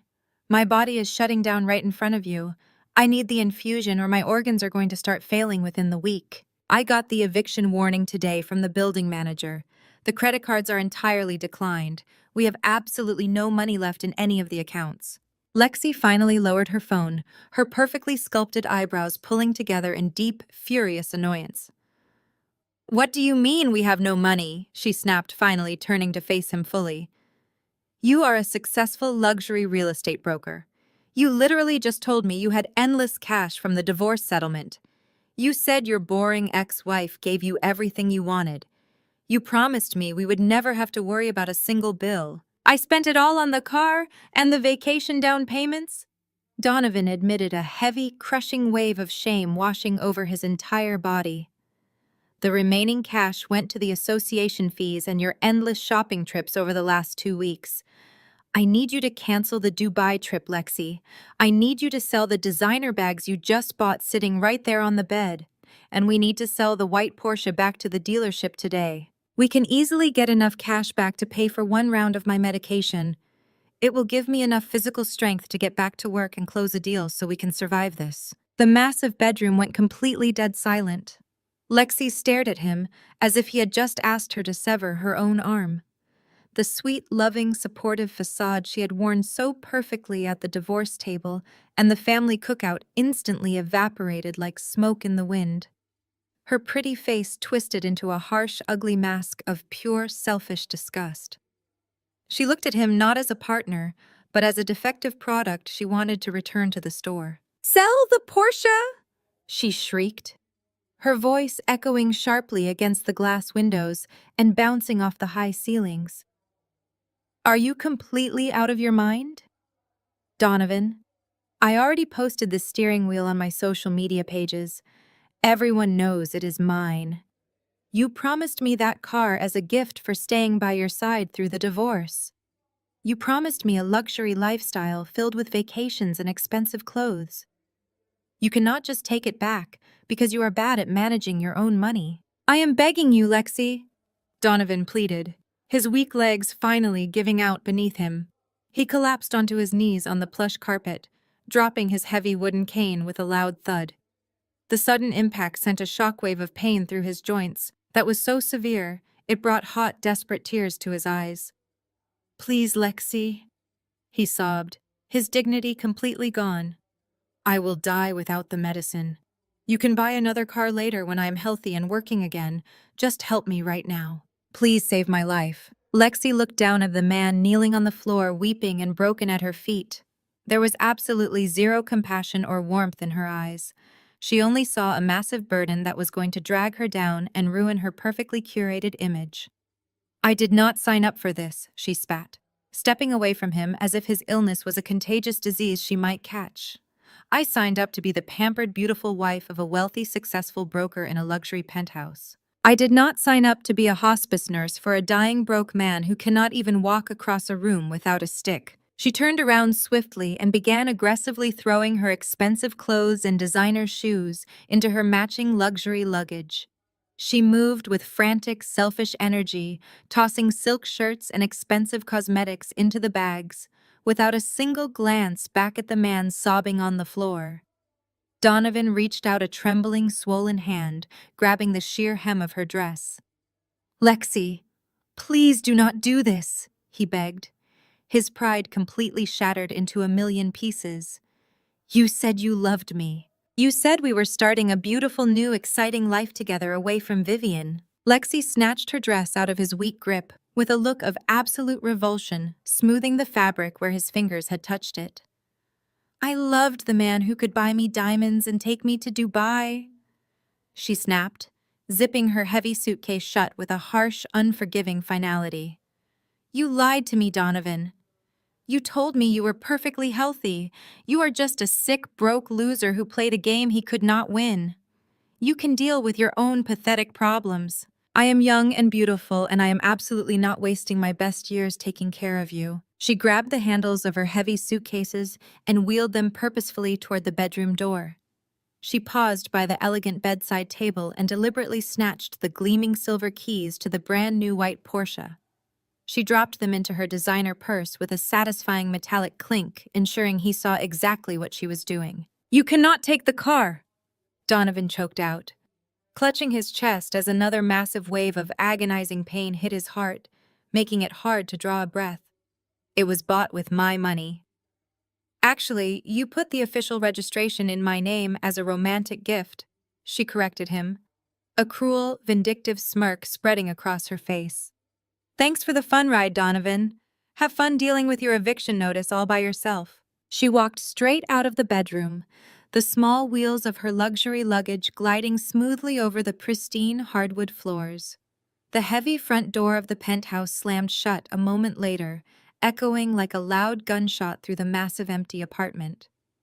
Donovan lay completely alone on the carpet, his body consumed by fiery, unyielding pain, listening to the absolute dead silence of his ruined life. He closed his eyes and vividly remembered the way Vivian used to care for him. When the pain flared up in the middle of the night, Vivian would immediately wake up and gently massage his swollen joints with soothing hands. She would expertly adjust his medication doses constantly, monitoring his heart rate and temperature with the precise care of a seasoned medical professional. She never complained about the long nights or the missed social events. She simply stayed by his side, acting as an impenetrable shield against the terrifying darkness of his disease. He remembered how he used to resent her for it. He had hated feeling weak around her. He had hated the fact that his survival depended entirely on her intellect and her relentless dedication.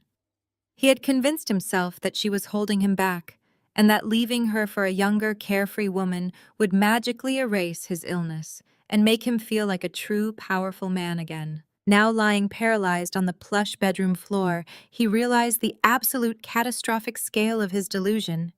His arrogance had completely blinded him to the reality of his own existence. The vibrant energy he had flaunted was nothing more than a chemical illusion funded and orchestrated by the woman he had so cruelly discarded. As the fiery agony spread from his joints into his chest cavity, making every single breath feel like inhaling crushed glass, he let out a long, desperate wail that went completely unanswered. The luxury penthouse he had fought so hard to win was completely empty, offering no comfort and no salvation. The walls seemed to close in around him, pressing down on his chest as the terrifying reality of his situation finally settled deep into his bones. He had eagerly traded the loyal, brilliant woman who kept him alive for a selfish girl who stole his last remaining asset and left him on the floor to die. The ringing started on a Tuesday morning, and it simply did not stop. My personal cell phone, which had remained blissfully quiet since the day I walked out of the lawyer's office, suddenly became a relentless source of frantic vibration. The caller ID flashed names I had fully intended to never see again. First, it was Donovan's mother calling back to back, leaving long, desperate voicemails that filled up my inbox to its absolute maximum capacity. Then it was Tanya calling from her personal number, her work number, and even a blocked line when I refused to answer. I sat in my pristine glass-walled office at the Medical Research Institute, reviewing clinical trial data while the pathetic digital audio of their panic played through my desktop speakers. The stark contrast between their current desperation and the staggering arrogance they had displayed at the Sunday cookout was almost comical. Donovan's mother sounded completely unrecognizable, the loud, booming voice of the proud matriarch who had loudly proclaimed, "I was a cold career obsessed. Disappointment was entirely gone." In its place was the trembling, sobbing voice of a terrified woman who had just realized that the magic shield protecting her beloved son had evaporated into thin air. "Vivian, please, you have to answer the phone!" Donovan's mother wailed in the very first voicemail, her breath catching in wet, heavy sobs. "Donovan is so sick, Vivian. He cannot walk across the room. The hospital will not give him his medicine because of some paperwork issue with your department. You have to call Dr. Thorne right now and fix this. We are family, Vivian. God commands us to forgive and to help those in need. You cannot just let him suffer like this. Please do the Christian thing and come back to the hospital." The sheer hypocrisy radiating from her message was so thick it was genuinely suffocating. When Donovan was healthy and parading around with his 23-year-old mistress, nobody in that family cared about doing the Christian thing. They had shamelessly celebrated his infidelity in broad daylight. They had toasted to his new, vibrant life and openly mocked my relentless dedication to the very medical science that kept his heart beating. Now that the massive, out-of-pocket medical bills were crashing down on their heads, and the shiny new mistress had undoubtedly fled the scene, leaving him completely bankrupt, they suddenly remembered my existence. They suddenly remembered my religious faith and tried to weaponize it against me to secure free $1 million medical care. I deleted the voicemails one by one, my expression remaining completely blank and entirely undisturbed. I left the institute late on a Thursday evening. The underground parking garage was mostly empty, the harsh fluorescent lights casting long, cold shadows across the concrete floor. My heels echoed softly as I walked toward my reserved parking spot in the executive tier. I was physically exhausted, but professionally satisfied, having just finalized a massive federal funding grant for a brand new oncology trial. I pressed the button on my key fob, hearing the familiar chirp of my car unlocking in the quiet space. As I reached for the heavy metal door handle, a frantic, erratic figure stepped out from behind a concrete structural pillar, violently startling me. It was Tanya. She looked absolutely terrible. The smug, condescending woman who had physically blocked my path in the hallway and demanded my house keys just weeks ago had completely vanished. Her hair was unkempt and tangled. Her expensive clothes were deeply wrinkled and dark bruised. Circles hung heavily under her bloodshot eyes. She had clearly been crying and losing sleep for days on end. She lunged forward aggressively, grabbing my arm with trembling, sweaty hands. "Vivian, wait! Please do not get in the car!" she begged, her voice cracking into a pathetic, high-pitched whine. "I need to talk to you right now. You have to listen to me, Vivian." I looked down at her hands gripping the fine fabric of my coat. I did not pull away immediately, but I fixed her with a stare so cold and entirely devoid of basic human empathy that she instinctively loosened her desperate grip. "Remove your hands from me, Tanya." I stated, my voice dropping to a low, dangerous whisper that echoed slightly in the concrete garage. "You are actively trespassing on private, highly secure hospital property. If you do not step away from my vehicle right this second, I will call hospital security and have you dragged out of here in handcuffs." Tanya took a hasty step back, holding her hands up in a frantic, placating gesture, but fresh tears immediately began streaming down her ruined makeup.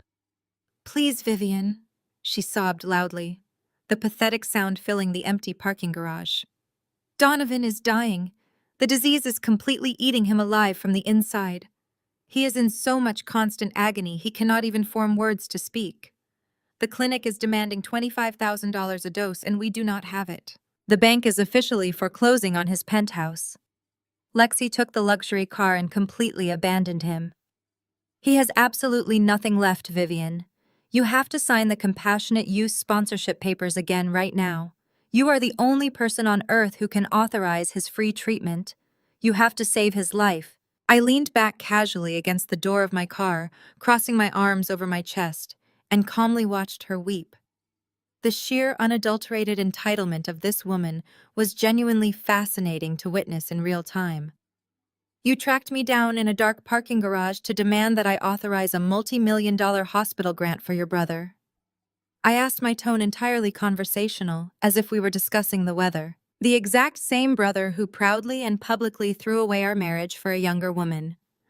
The same brother whose new relationship you loudly celebrated at your family cookout just last month.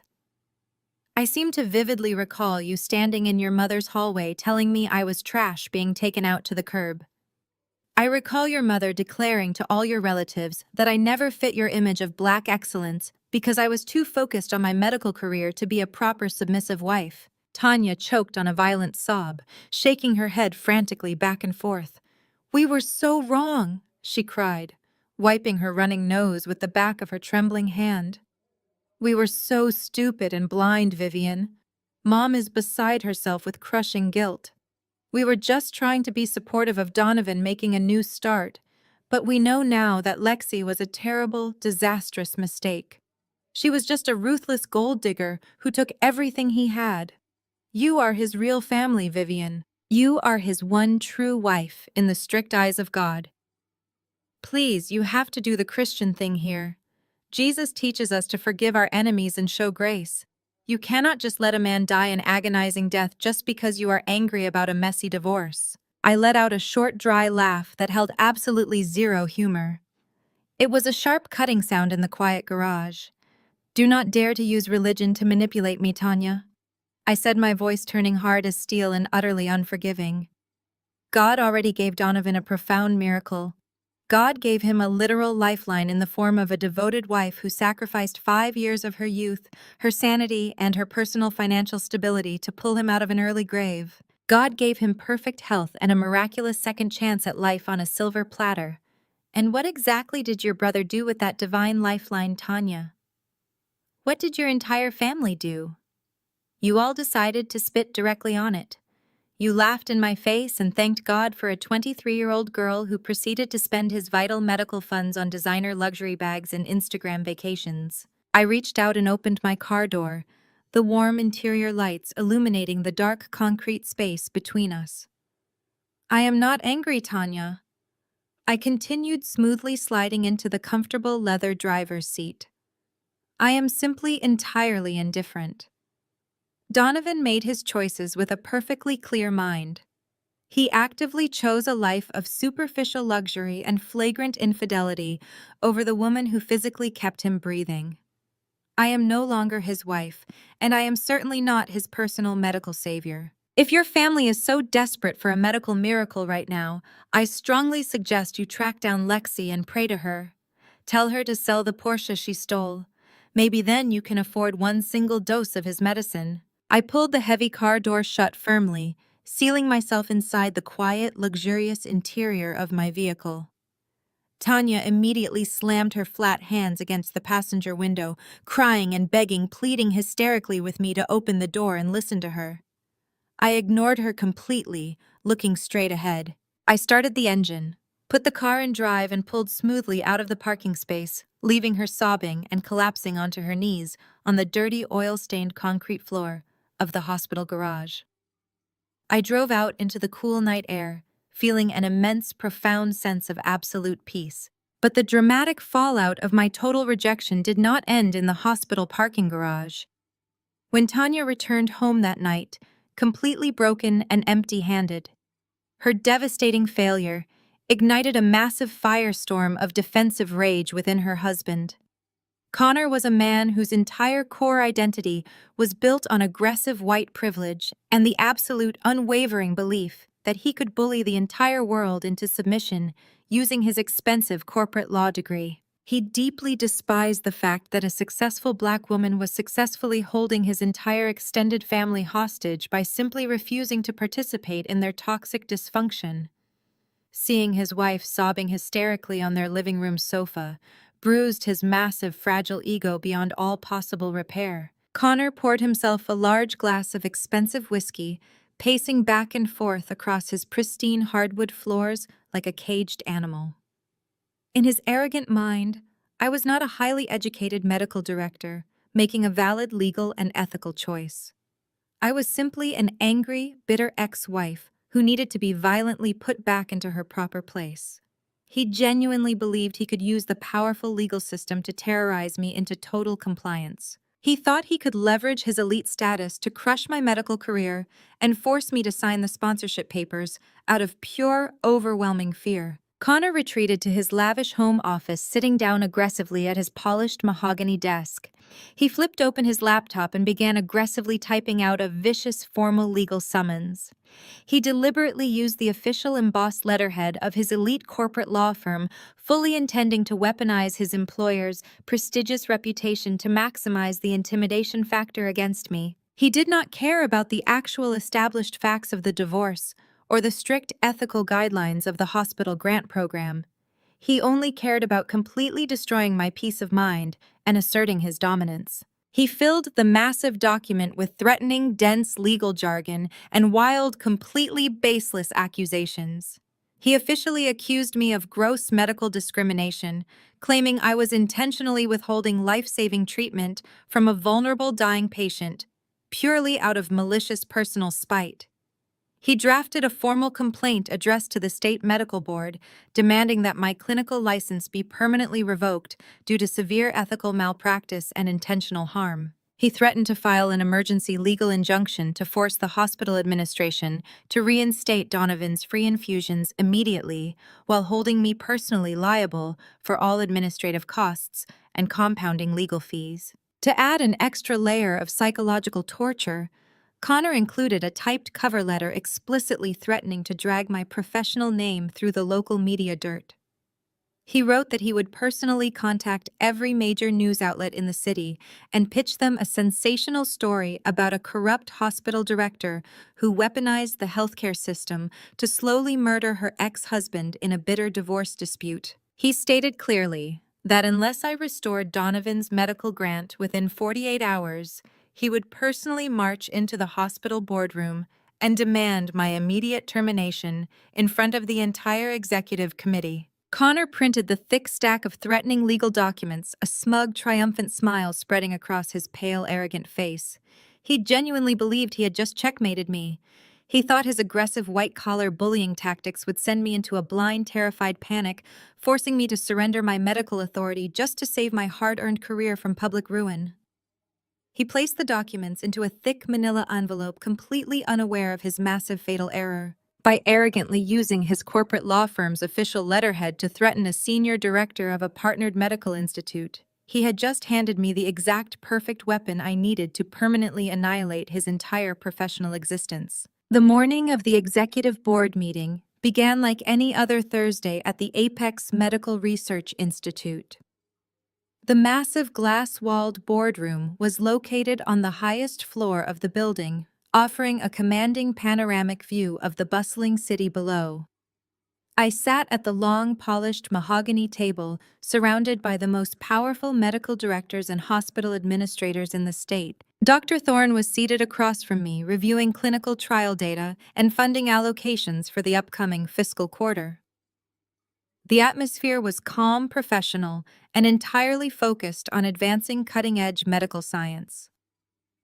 We were in the middle of discussing a new pediatric oncology grant when the heavy oak double doors of the boardroom were suddenly and violently thrown open. The loud crash of the doors hitting the wall echoed like a gunshot through the quiet, sterile room.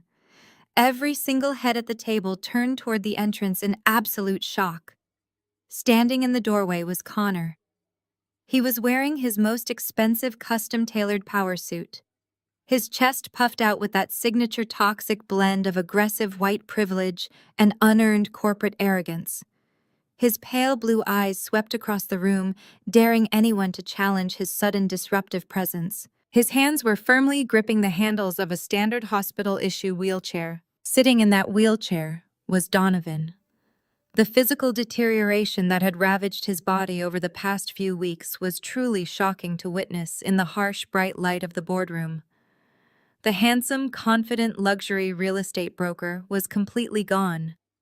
His skin was a terrifying shade of translucent gray, stretched tight over his prominent cheekbones.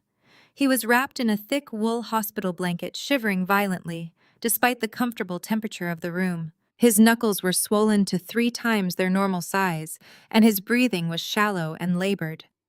Yet despite looking like a literal corpse, Donovan still managed to force a weak, pathetic smirk onto his face when he saw me sitting at the table. He genuinely believed that his wealthy, aggressive brother-in-law was about to ride in like a knight in shining armor to save his life and permanently destroy my medical career. Connor marched into the room, pushing the wheelchair with aggressive, deliberate strides. He ignored the shocked murmurs of the board members and shoved the wheelchair directly up to the edge of the polished mahogany table. He reached into his expensive leather briefcase and slammed a massive stack of thick legal documents onto the table. The loud thud made several administrators physically jump in their seats. "What is the meaning of this intrusion?" Dr. Thorne demanded, his voice sharp and utterly devoid of patience.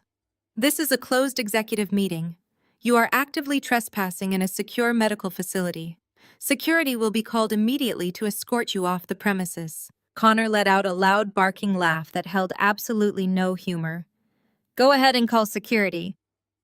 Connor sneered, using the chief physician's first name to intentionally disrespect his medical authority. "But before you make that call, you and every single person sitting at this table need to hear exactly what kind of corrupt, unethical monsters you are employing at this institute." My name is Connor, and I am a senior partner at one of the most elite corporate law firms in this city. I represent Donovan, who is currently sitting right here dying. An agonizing, preventable death because your senior director of clinical trials has decided to weaponize her medical authority to commit premeditated murder. The boardroom went completely dead silent. The hospital president, a stern older woman named Helen, lowered her reading glasses and stared at Connor with a mixture of profound confusion and mounting anger. "Murder is an incredibly serious accusation," Helen stated, her voice cold and even.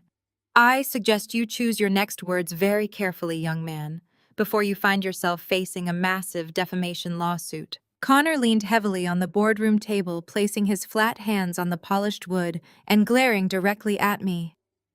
"I am not afraid of any lawsuits," he spat, his voice echoing loudly in the large room.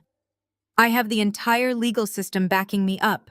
Your so-called esteemed director right here is nothing but a bitter, jealous, scorned woman. Donovan divorced her because she was a cold, neglectful wife. And how did she respond to being legally dumped? She threw a massive temper tantrum like an angry, resentful black woman and maliciously canceled his life-saving medical grant out of pure personal spite. She used her administrative power to strip away his free treatments, directly violating her Hippocratic oath and every single standard of basic medical ethics. She is deliberately withholding experimental synthetic proteins, knowing full well that doing so will result in his immediate agonizing death.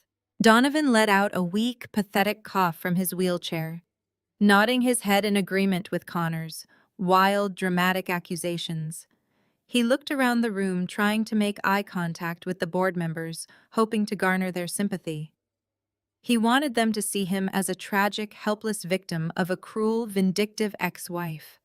He truly thought that this high-powered corporate lawyer could bully the entire hospital administration into submission using loud words and baseless threats. I sat perfectly still in my ergonomic leather chair, keeping my hands folded neatly on my lap. My expression remained completely blank, displaying absolutely none of the panic or fear that Connor was so desperately hoping to provoke. I watched him perform his little theatrical legal drama with the mild, detached interest of a scientist observing a particularly stupid laboratory rat running through a maze. He genuinely thought he was holding a winning hand. He thought his aggressive white-collar bullying tactics would terrify the board of directors into immediately firing me to avoid a public scandal. Connor continued his loud, aggressive tirade, his face flushing red with the effort of his own manufactured outrage. I have drafted a formal legal summons demanding that her medical license be stripped immediately and permanently revoked, he shouted, tapping his finger aggressively on the thick stack of papers he had slammed onto the table. Furthermore, I demand that Donovan's compassionate use medical grant be fully reinstated right here, right now, without a single penny of cost to him. The hospital will absorb all administrative gap fees and completely cover his twice-monthly infusions for the rest of his natural life as compensation for the severe emotional and physical trauma your director has illegally inflicted upon him. He paused to take a deep breath, puffing his chest out to its maximum capacity. If you refuse to comply with these extremely reasonable demands, Connor threatened, his voice dropping to a menacing corporate growl, I will unleash a public relations nightmare so massive it will completely destroy this entire research institute. I have high-level contacts at every major local and national news broadcasting network. I will personally drag this hospital through the mud. I will run headlines about how Apex Medical Research Institute allows corrupt directors to murder innocent patients to settle petty divorce disputes. I will make sure that every single federal grant your organization receives is immediately pulled, pending a massive federal ethics investigation. You will lose millions of dollars in funding, and your pristine public reputation will be permanently burned to the very ground. The threat hung heavily in the sterile air of the massive boardroom. Connor stood tall, crossing his arms over his chest, waiting for the inevitable surrender. He expected the hospital president to panic. He expected Dr. Thorne to beg for mercy. And most importantly, he expected me to break down crying and pleading for my job. Donovan shifted weakly in his wheelchair, a smug, satisfied smile spreading across his pale grayish lips.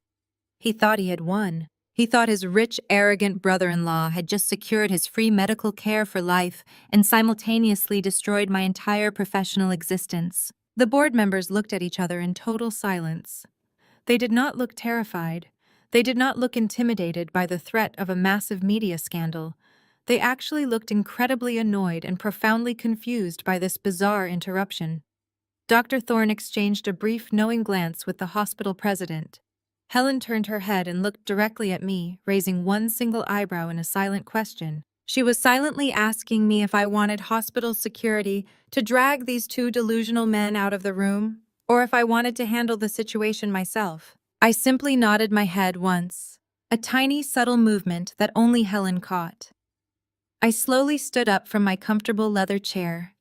The sound of the chair rolling back across the carpet was the only noise in the quiet, tense room. I smoothed the front of my pristine white lab coat, making sure the fabric fell perfectly straight.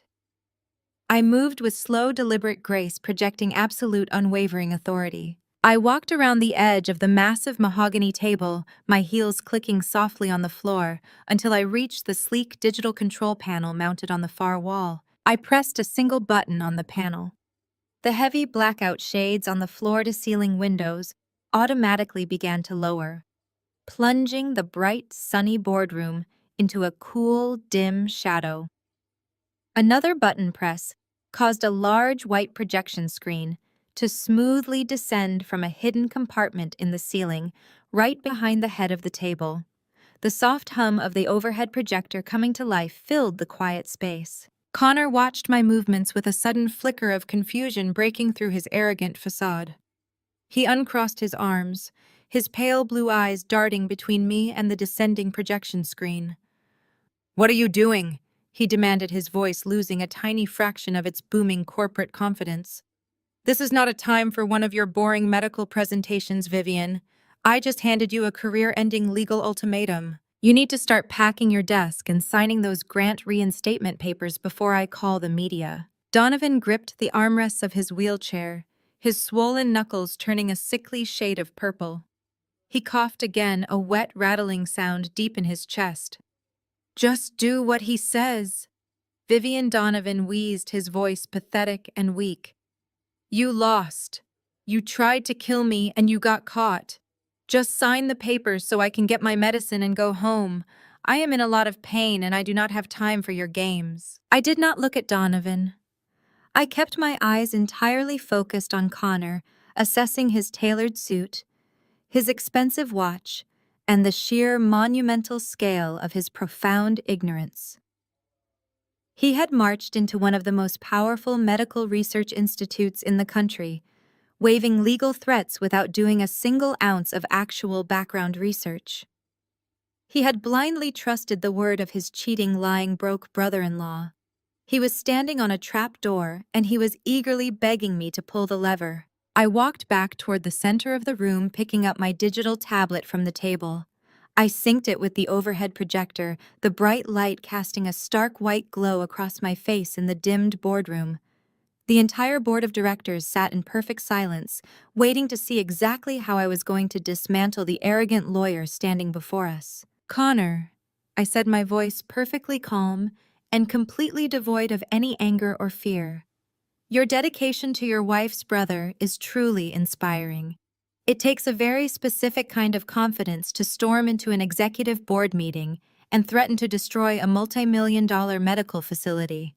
You rely very heavily on the reputation of your elite corporate law firm to intimidate people into submission. You genuinely believe that your white-collar privilege gives you the absolute right to bully anyone who does not immediately bow to your demands." I tapped the screen of my tablet, pulling up the first highly classified document I had prepared for this exact moment. I looked directly into Connor's pale blue eyes, a cold, ruthless smile finally touching my lips. "But Connor, you really should have checked who actually owns the medication before you threatened to sue." The bright white light of the overhead projector hit the large screen behind me, displaying a highly classified, dense legal document. The stark black text stood out sharply against the white background. I zoomed in on the header of the document using my tablet. The elite embossed logo of Connor's prestigious corporate law firm filled the entire screen. Right beneath it was the signature of the managing partner of his firm, alongside the signature of Helen, our hospital president. "Connor," I said, my voice echoing in the silent boardroom, "you are a senior partner at a firm that prides itself on handling the most sensitive, high-stakes corporate litigation in the country. You bill your clients thousands of dollars an hour because you supposedly possess an unmatched attention to detail and an absolute mastery of the law. Yet you failed to perform the most basic, fundamental conflict of interest check before you drafted a legal summons on your firm's official letterhead and marched into this building." Connor stared at the screen, his pale blue eyes darting across the projected text, his brow furrowed in deep confusion. "What is this?" he demanded, his voice wavering slightly. "This is just a standard non-disclosure agreement. What does this have to do with you murdering my brother-in-law?" I tapped the screen again, highlighting a specific paragraph deep within the complex contract. "This is not a standard non-disclosure agreement, Connor." I explained, my tone slow and methodical, like a teacher explaining a simple concept to a very slow child. "This is the primary vendor contract between your elite law firm and Zenith Pharmaceuticals. Zenith is the largest biomedical manufacturing conglomerate in North America, and they happen to be the primary financial backer of the Apex Medical Research Institute. Your law firm represents Zenith. You are legally bound by extremely strict federal corporate confidentiality laws to protect their assets, their proprietary research, and their partnered clinical trial directors." The color began to slowly drain from Connor's face as the heavy reality of his massive blunder started to penetrate his thick skull. He looked down at the thick stack of threatening papers he had slammed onto the table just moments ago. The official letterhead of his firm, printed in bold blue ink, suddenly looked less like a weapon and more like a glaring, massive liability. "By drafting an aggressive legal summons on your firm's official letterhead, threatening to expose confidential internal hospital protocols to the local news media, you have directly threatened Zenith Pharmaceuticals' biggest clinical investment." I continued, my voice ringing with absolute authority.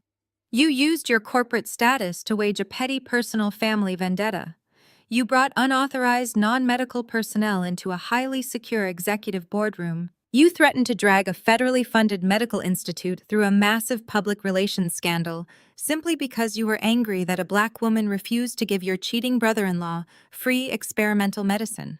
The hospital board members watched Connor with expressions of absolute profound disgust. Helen. The hospital president leaned forward, resting her elbows on the polished mahogany table. Your firm was hired to protect our mutual interests. Connor, she stated, her voice cold and entirely unyielding. Instead, you marched in here and attempted to extort our senior director of clinical trials. You have committed a gross breach of contract and a severe violation of professional legal ethics. Connor opened his mouth to speak, to try and walk back his aggressive threats, to somehow spin his unhinged actions as a simple legal misunderstanding. He raised his hands in a weak, placating gesture. Helen, please let us be reasonable. He stammered, his booming corporate confidence completely shattered. I was just acting out of concern for a family member. We can keep this off the record. I will withdraw the summons immediately. I did not give him the chance to mount a pathetic defense. I looked down at my digital tablet, tracing my finger over the smooth glass screen. Exactly 10 minutes ago, I said, my voice dropping to a deadly serious whisper. I forwarded the entire package of your vicious legal threats, your extortion demands, and your documented plans to smear this hospital in the media directly to the chief executive officer of your law firm. I also copied Zenith Pharmaceuticals' head of corporate security and the State Bar Association Ethics Committee. The silence that followed my words was absolute. It was the kind of heavy, suffocating silence that occurs right before a massive, devastating explosion. Connor stood completely frozen, his mouth hanging open in sheer, unadulterated horror. His brain was struggling to process the sheer speed and efficiency with which his entire world had just been systematically dismantled. Less than 5 seconds later, the silence was shattered. A harsh, frantic buzzing sound erupted from the inside pocket of Connor's expensive tailored suit jacket. Connor jumped as if he had been physically struck by lightning. His hands were shaking violently as he reached into his pocket and pulled out his smartphone. The bright digital screen illuminated his panicked face in the dim room, showing the name of the managing partner of his firm.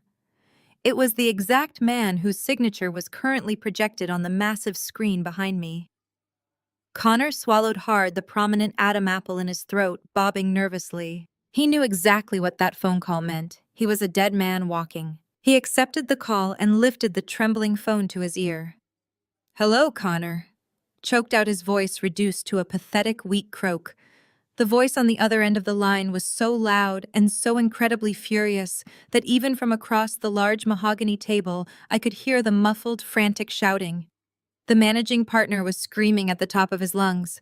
He was tearing Connor apart piece by piece, dismantling his entire lucrative career with ruthless corporate efficiency. The last remaining bit of color drained completely from Connor's face, leaving his skin a terrifying, sickly shade of chalk white. His eyes widened in sheer panic as he listened to his professional life burning entirely to the ground. No, sir! Please. Connor begged, his voice cracking completely under the immense pressure. It was just a personal matter. I was not acting in an official capacity. I can fix this. Please do not do this to me. The shouting on the other end cut him off entirely, slicing through his pathetic excuses with absolute zero mercy. Connor stood completely frozen, staring blankly at the far wall. The call ended with a sharp, definitive click, leaving him holding a silent, dead phone against his ear. He slowly lowered the phone, his arm trembling so violently he could barely maintain his grip on the device. He looked at me, his pale blue eyes filled with absolute terror and profound, devastating defeat. He had lost absolutely everything. His high-paying partnership, his pristine legal reputation, his elite status in the corporate world. It was all gone, completely annihilated by a single email. He had been officially fired on the spot, stripped of his title and his security clearance. His own firm was already moving to have him permanently disbarred for gross ethical misconduct and attempted corporate extortion. His fingers went completely slack. The expensive luxury leather briefcase he was holding slipped from his sweaty grip. It hit the polished hardwood floor with a loud, heavy thud, bursting open and spilling meaningless legal documents, threatening letters and empty folders everywhere. The pristine white pages scattered across the carpet like dead leaves falling from a rotting tree. Connor did not even look down at the messy pile of papers. He did not look at the hospital board members, who were watching his total destruction with cold, calculating satisfaction. And most importantly, he did not look at Donovan. Donovan was still sitting in the standard hospital wheelchair, his swollen, inflamed hands gripping the armrests tightly. He was staring at Connor with a look of desperate, rising confusion. The smug, satisfied smirk had completely vanished from his gray, sickly face. He did not understand corporate law, and he did not understand federal non-disclosure agreements. All he understood was that the powerful, rich white brother-in-law who had promised to save his life was currently standing frozen in the middle of the room, looking like a terrified, beaten dog. "Connor, what is happening?" Donovan wheezed, his breath rattling heavily in his diseased chest. "What did he say on the phone?" "Tell them you are going to sue the hospital. Tell them to give me the medicine. You promised you were going to get her fired, Connor. Do something." Connor did not answer. He did not offer a single word of comfort or explanation to the dying man he had aggressively dragged into this highly secure boardroom. His massive, fragile ego had been entirely shattered into a million pieces, and his only remaining instinct was pure, selfish cowardice. He had wanted to play the white savior to assert his dominance over a successful black woman, but the moment his own wealth and status were threatened, he completely abandoned his supposed moral crusade. He turned his back on his sick brother-in-law, leaving the wheelchair parked awkwardly at the edge of the massive mahogany table. Connor bolted for the heavy oak double doors. He did not walk. He actively sprinted out of the executive boardroom like a terrified child fleeing from a monster in the dark. His expensive leather shoes slipped slightly on the polished floor as he shoved the doors open and disappeared down the bright hospital corridor, desperately trying to run away from the massive, catastrophic consequences of his own monumental arrogance. The heavy doors swung shut behind him with a soft, quiet click, leaving Donovan completely isolated, abandoned, and utterly defenseless in a room full of powerful people who held his very life in their hands. The contrast between the loud, aggressive entrance and the silent, cowardly exit was absolute poetry. I stood at the head of the table, my posture perfectly straight, my digital tablet still resting lightly in my hand. The hospital board members remained perfectly quiet, allowing the heavy reality of the situation to settle over the room. Nobody moved to pick up the scattered legal documents covering the floor. Nobody spoke a word of sympathy for the disgraced lawyer who had just destroyed his own life. I slowly turned my attention away from the closed oak doors and looked directly down at Donovan. He was trembling violently in his wheelchair, the thick hospital blanket slipping slightly off his frail, bony shoulders. His eyes were wide with sheer, unadulterated terror as he stared back at me. He had walked into this room believing he was surrounded by an impenetrable shield of legal threats and family privilege. He thought he could use brute force to steal the medical miracles he had willingly walked away from. Now his attack dog had fled, his threats had evaporated, and he was left entirely alone to face the brilliant, tired woman he had so foolishly betrayed. The room belonged entirely to me now. The power dynamic had completely shifted, realigning itself with the absolute, undeniable truth of the situation. Donovan opened his mouth to speak, his dry gray lips parting as he tried to form a coherent sentence. He was desperate to find a new angle, a new manipulation, a new way to demand the treatments that were the only thing keeping his crumbling body from shutting down entirely. But before he could utter a single pathetic syllable, I reached out and tapped the screen of my digital tablet once more, ready to deliver the final crushing blow that would permanently sever his arrogant delusions from reality. The soft chime of the digital tablet echoed in the massive boardroom as my finger brushed against the smooth glass screen. On the wall behind me, the projection shifted instantly, replacing the elite law firm letterhead with a completely different kind of document. The harsh white light illuminated a complex corporate ownership flowchart filled with sharp black lines and bold geometric boxes. The board of directors remained absolutely silent, their eyes fixed intently on the new image. The hospital president, Helen, leaned back in her chair, lacing her fingers together and watching the scene unfold with deep, profound satisfaction. Donovan blinked, his sunken gray eyes struggling to focus on the brightly lit screen. He squinted through the agonizing pain that was actively ravaging his body, trying desperately to understand what he was looking at. He saw the name of a relatively obscure biotechnology firm printed at the very top of the hierarchy. It was the exact same company name that had been printed on the thick stack of financial documents inside that thin blue folder. The same folder he had so arrogantly shoved across the polished mahogany table during our divorce settlement just a few weeks ago. He stared at the screen, his breath catching in his throat as his brain slowly began to connect the devastating pieces of the puzzle. The flowchart detailed the primary shareholders of the pharmaceutical manufacturing company. There were a few minor venture capital firms listed at the bottom, holding tiny fractions of equity. But sitting right at the very top, occupying the massive dominant position of a 35% majority shareholder, was my name. Vivian, printed in bold, undeniable letters right next to the designation of primary founder and chief scientific officer. I watched the precise moment the realization hit him. It was like watching a man slowly drowning in a frozen lake finally realize that the ice above him was completely unbreakable. His swollen purple hands shook violently as he gripped the armrests of the standard hospital wheelchair.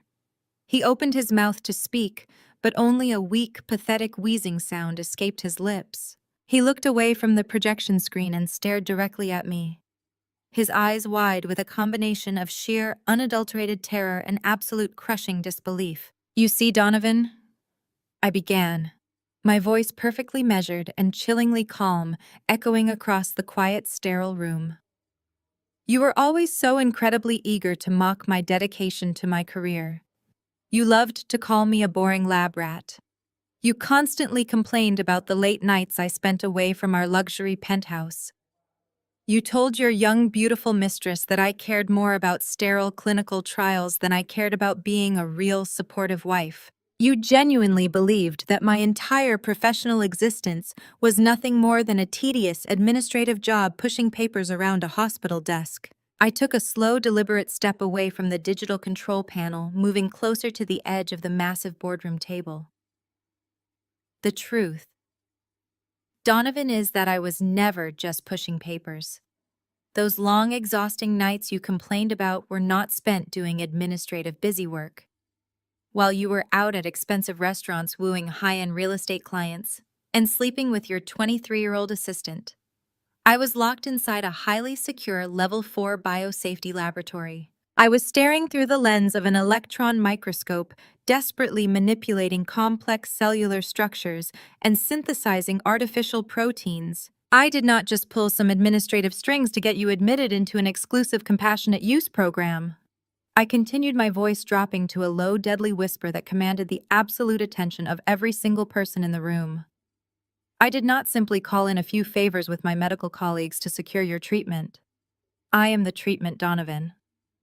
I am the lead molecular biologist who spent 5 agonizing years mapping the exact genetic sequence of your rare, fatal autoimmune disease. I am the scientist who personally engineered the synthetic protein infusion that has been keeping your heart beating and your lungs breathing every single day for the past 5 years. Donovan let out a choked, agonizing gasp, his chest heaving as the horrifying magnitude of his ignorance finally crashed down upon him.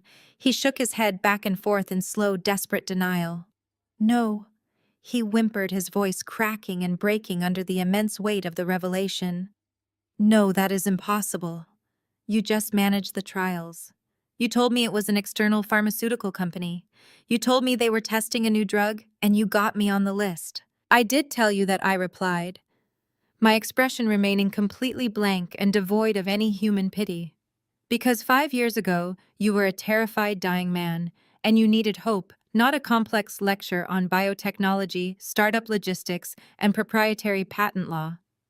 I protected you from the harsh corporate reality of the medical industry so you could focus entirely on healing. But as my clinical research yielded positive results and the synthetic protein successfully forced your disease into total remission. My small internal research project evolved. It became a fully funded independent biotechnology corporation. The exact corporation whose ownership structure is currently projected on the screen behind me. I slowly walked around the long table, moving closer to where he sat, shivering in the wheelchair. Let us take a brief walk down memory lane. Donovan. Let us revisit that beautiful, luxurious law office where you sat with your arm wrapped possessively around Lexi. Do you remember the exact words you used when you tossed that blue folder across the table at me? You had your financial advisor look at the stocks, and he told you they were completely worthless. You laughed in my face and told me to keep my little science projects. You demanded the liquid cash and the $1 million penthouse because you thought that was where the real true wealth resided. Donovan's breath rattled heavily in his throat. Tears of pure physical agony and profound psychological devastation began to spill over his lower eyelids, streaming down his ashen gray cheeks. He was beginning to understand the absolute catastrophic scale of his fatal mistake. The stocks were not worthless. They were in stealth mode, deliberately undervalued on paper, because the Federal Drug Administration had not yet approved the synthetic protein for widespread commercial public release. But as the sole proprietary owner of the core medical patent and the 35% majority shareholder of the manufacturing firm, the true astronomical value of those shares was entirely locked in my hands. By forcing me to take those specific stocks in the divorce settlement, you did not just give me control of a billion-dollar future medical enterprise, I stated, my voice ringing with undeniable absolute authority. You legally signed away your own equity in the only company on Earth that manufactures the exact drug keeping you alive. You voluntarily handed me the absolute undisputed legal monopoly over your own biological survival. The silence in the executive boardroom was so profound, it was almost deafening. The top-tier medical directors and hospital administrators watched the destruction of this arrogant man with quiet, analytical precision. They knew the relentless, grueling sacrifices I had made for this research. They knew the countless hours of blood, sweat, and tears I had poured into the laboratory to save the life of a man who had ultimately repaid my unwavering devotion with cheap, shallow infidelity and gross public humiliation. They were not going to intervene. They were not going to offer him a shred of mercy. They were simply bearing witness to the purest, most undeniable form of scientific and financial justice. But that is not even the most beautiful part of this entire situation. Donovan? I continued, stopping just a few feet away from his wheelchair. Looking down at his pathetic, trembling form, I felt an immense, overwhelming sense of profound liberation. The compassionate use grant that previously covered your medical expenses was a unique, highly specific legal loophole. As your legal spouse, I was allowed to act as the primary clinical sponsor, absorbing the massive manufacturing costs through my personal equity and internal department funding. It was a protective financial shield built entirely out of my own pocket and my own legal status as your wife. Donovan stared up at me, his gray eyes wide with sheer, unadulterated terror. His jaw trembled uncontrollably as he tried to speak, but the intense, agonizing pain in his swollen joints made it completely impossible. He was physically crumbling right in front of me, his body rapidly returning to the devastating, fatal state it had been in 5 years ago before I intervened and played God. When you eagerly signed those divorce papers so you could go play house with a 23-year-old girl who spent your life savings on a luxury car and an Instagram vacation, you completely destroyed that protective legal shield. I explained, my tone remaining as cold and smooth as polished marble. You severed the spousal connection that legally permitted me to absorb your medical debt. You actively demanded to be treated as a separate, independent, wealthy entity. You wanted to be a free man, Donovan.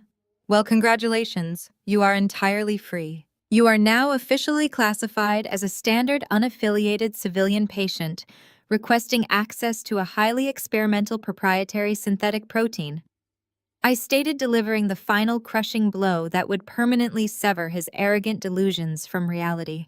And as the majority shareholder and the primary patent holder of the biotechnology firm that manufactures that specific protein, I have the absolute, undisputed legal right to set the commercial market price for any non-sponsored civilian access. I leaned in slightly, looking deeply into his panicked, terrified eyes, ensuring that every single word I spoke etched itself permanently into his fading consciousness.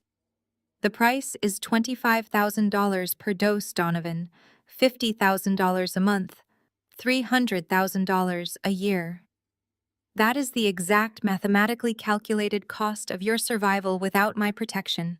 And because you so arrogantly handed me all the voting shares, you have absolutely zero legal standing to contest the pricing structure or demand a shareholder discount. You built your own financial coffin, and you eagerly nailed the lid shut. Donovan let out a loud, pathetic, whimpering sob, his head falling forward onto his chest as the absolute devastating reality of his situation completely crushed him. He had traded his actual literal life for a fleeting moment of superficial ego validation. He had mocked the exact science that was actively flowing through his veins, keeping his organs from failing. He had thrown away the only woman in the entire world who possessed the intellect, the resources, and the unwavering dedication required to pull him out of the grave. He was totally alone. His wealthy white brother-in-law had abandoned him at the very first sign of corporate legal trouble, running out of the room like a terrified coward. His young, beautiful mistress had packed her luxury luggage and fled the expensive penthouse, taking the last remnants of his stolen cash with her, the moment she realized he was no longer a glamorous, wealthy sugar daddy, but a dying, broke medical liability. His own family, who had so proudly cheered for our divorce at their Sunday cookout, was completely powerless to save him. They had no medical authority, no biotechnology patents, and absolutely nowhere near enough liquid cash to afford the astronomical ransom required to keep him breathing. I stood tall in the center of the executive boardroom, looking down at the broken, ruined man crying in the wheelchair. There was no anger left in my heart. There was no bitterness and no lingering resentment. The burning, fiery rage that had briefly consumed me when I first discovered his infidelity had been completely, entirely extinguished, replaced by this cold, beautiful, perfect clinical detachment. I had spent 5 years acting as his personal savior, and he had hated me for it. He had deeply resented his own weakness and punished me for my strength. Now he was finally experiencing the pure, unadulterated reality of existing in this world without my relentless protection. I turned away from his weeping, trembling form, picking up my digital tablet from the polished mahogany table. The presentation was officially over. The corporate legal facts had been fully established, and the strict boundaries of his medical reality had been permanently drawn. I looked at Helen, the hospital president, offering her a polite, professional nod. The board meeting could now resume its normal scheduled agenda, free from the absurd, dramatic distractions of arrogant lawyers and dying, delusional real estate brokers. The power dynamic in the room was entirely absolute, leaving Donovan stranded in his wheelchair, completely suffocating under the devastating, crushing weight of his own monumental, catastrophic arrogance. The heavy silence of the boardroom was suddenly broken by the sound of Donovan weeping. It was not a quiet, dignified cry, but a loud, wet sobbing that shook his entire frail frame. "Vivian," he choked out, reaching a swollen, trembling hand toward me. "Please, Vivian, you cannot do this to me. I am sorry. I am so incredibly sorry for everything. I was stupid and blind. Lexi manipulated me. She used me for my money and filled my head with lies. She did not mean anything to me, Vivian. It was just a midlife crisis. I just wanted to feel young again. And my mother, my sister, my whole family, they poisoned my mind against you because they were intimidated by your success. They told me I deserved better than a woman who was always working. I was weak, and I listened to them, but I never stopped loving you." He wheeled himself forward just a fraction, his face contorted in absolute desperation. "Please, you have to remember the vows we took," he begged, his voice cracking as tears streamed down his ashen cheeks. "You stood at the altar and promised to love me in sickness and in health. You promised to protect me, Vivian. I am your husband. You cannot just watch me die. You are a doctor. You took an oath to save lives. Please, just sign the paper. I will do anything you want. I will give you the penthouse back. I will publicly apologize to you in front of my entire family. Just do not let me die in this horrible, agonizing pain." I slowly turned back around to face him. I looked down at his tear-stained gray face and felt absolutely nothing. No pity, no remorse, no lingering affection. The man crying in the wheelchair was a complete stranger to me now. "You broke our vows the moment you brought another woman into our bed, Donovan," I stated, my voice ringing with total absolute finality. "You traded your life for a penthouse and a 23-year-old. You are no longer my husband. You are a customer." I stepped closer, leaning down just enough so my words would echo directly in his ears. "If you want my medication, you will pay the $300,000 annual fee. Not a penny less." I signaled to the hospital security guards who had been standing quietly by the heavy oak doors.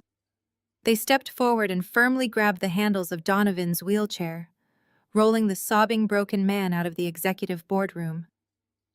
His pathetic cries faded down the polished hallway, sealing his fate permanently.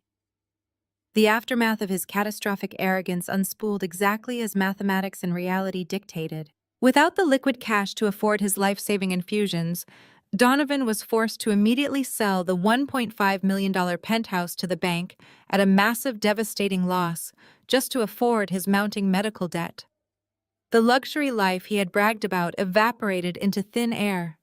With his real estate career completely dead and his body shutting down, he had no choice but to move into his parents' damp, unfinished basement. He spent his days sick, broke, and utterly miserable, surrounded by the very family that had so eagerly encouraged his destructive ego.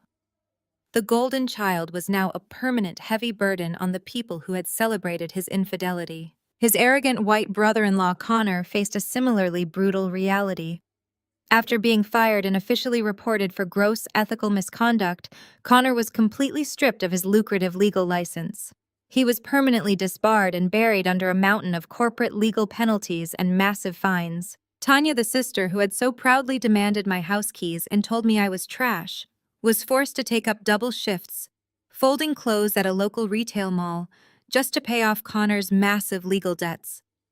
The smug arrogance of their Sunday cookouts was entirely replaced by the exhausting, humiliating reality of retail customer service and endless collection calls. As for Lexi, her luxurious social media dreams crashed and burned in spectacular fashion.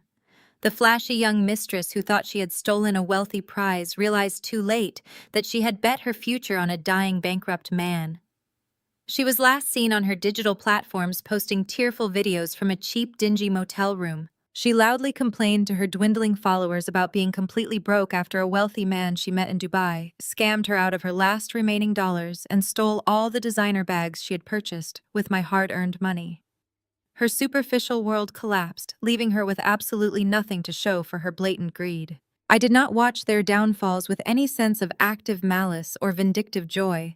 I simply did not watch them at all. Their entire existence was permanently erased from my trajectory. Later that afternoon, the executive board meeting successfully concluded, and I walked out of the massive glass doors of the Medical Research Center. The bright, warm afternoon sun hit my face, feeling like a physical validation of my absolute freedom. The heavy, suffocating weight I had carried for 5 long, grueling years was entirely gone. I breathed in the fresh air, feeling more alive than I had in a decade. I pulled my smartphone from my designer leather bag and opened my financial application. The stock market had just closed for the day, and the biotech shares I legally owned had surged another 15% following the quiet success of our latest clinical trials. My net worth climbed significantly higher in the span of a few hours, entirely untethered from the toxic dead weight of my past marriage. I smiled a genuine, beautiful smile. A sleek, black chauffeur-driven luxury town car smoothly pulled up to the curb, waiting specifically for me. The driver stepped out and respectfully opened the heavy rear door. I slid into the plush, comfortable leather seat, feeling completely unburdened and profoundly at peace. I had walked through the fire they set for me and emerged untouched, sitting quietly and powerfully at the absolute untouchable top of the brilliant empire I built. The greatest lesson we can learn from this story is that your true value never depends on those who fail to recognize it. When people take your loyalty for granted and mistake your quiet strength for weakness, they ultimately sabotage their own blessings.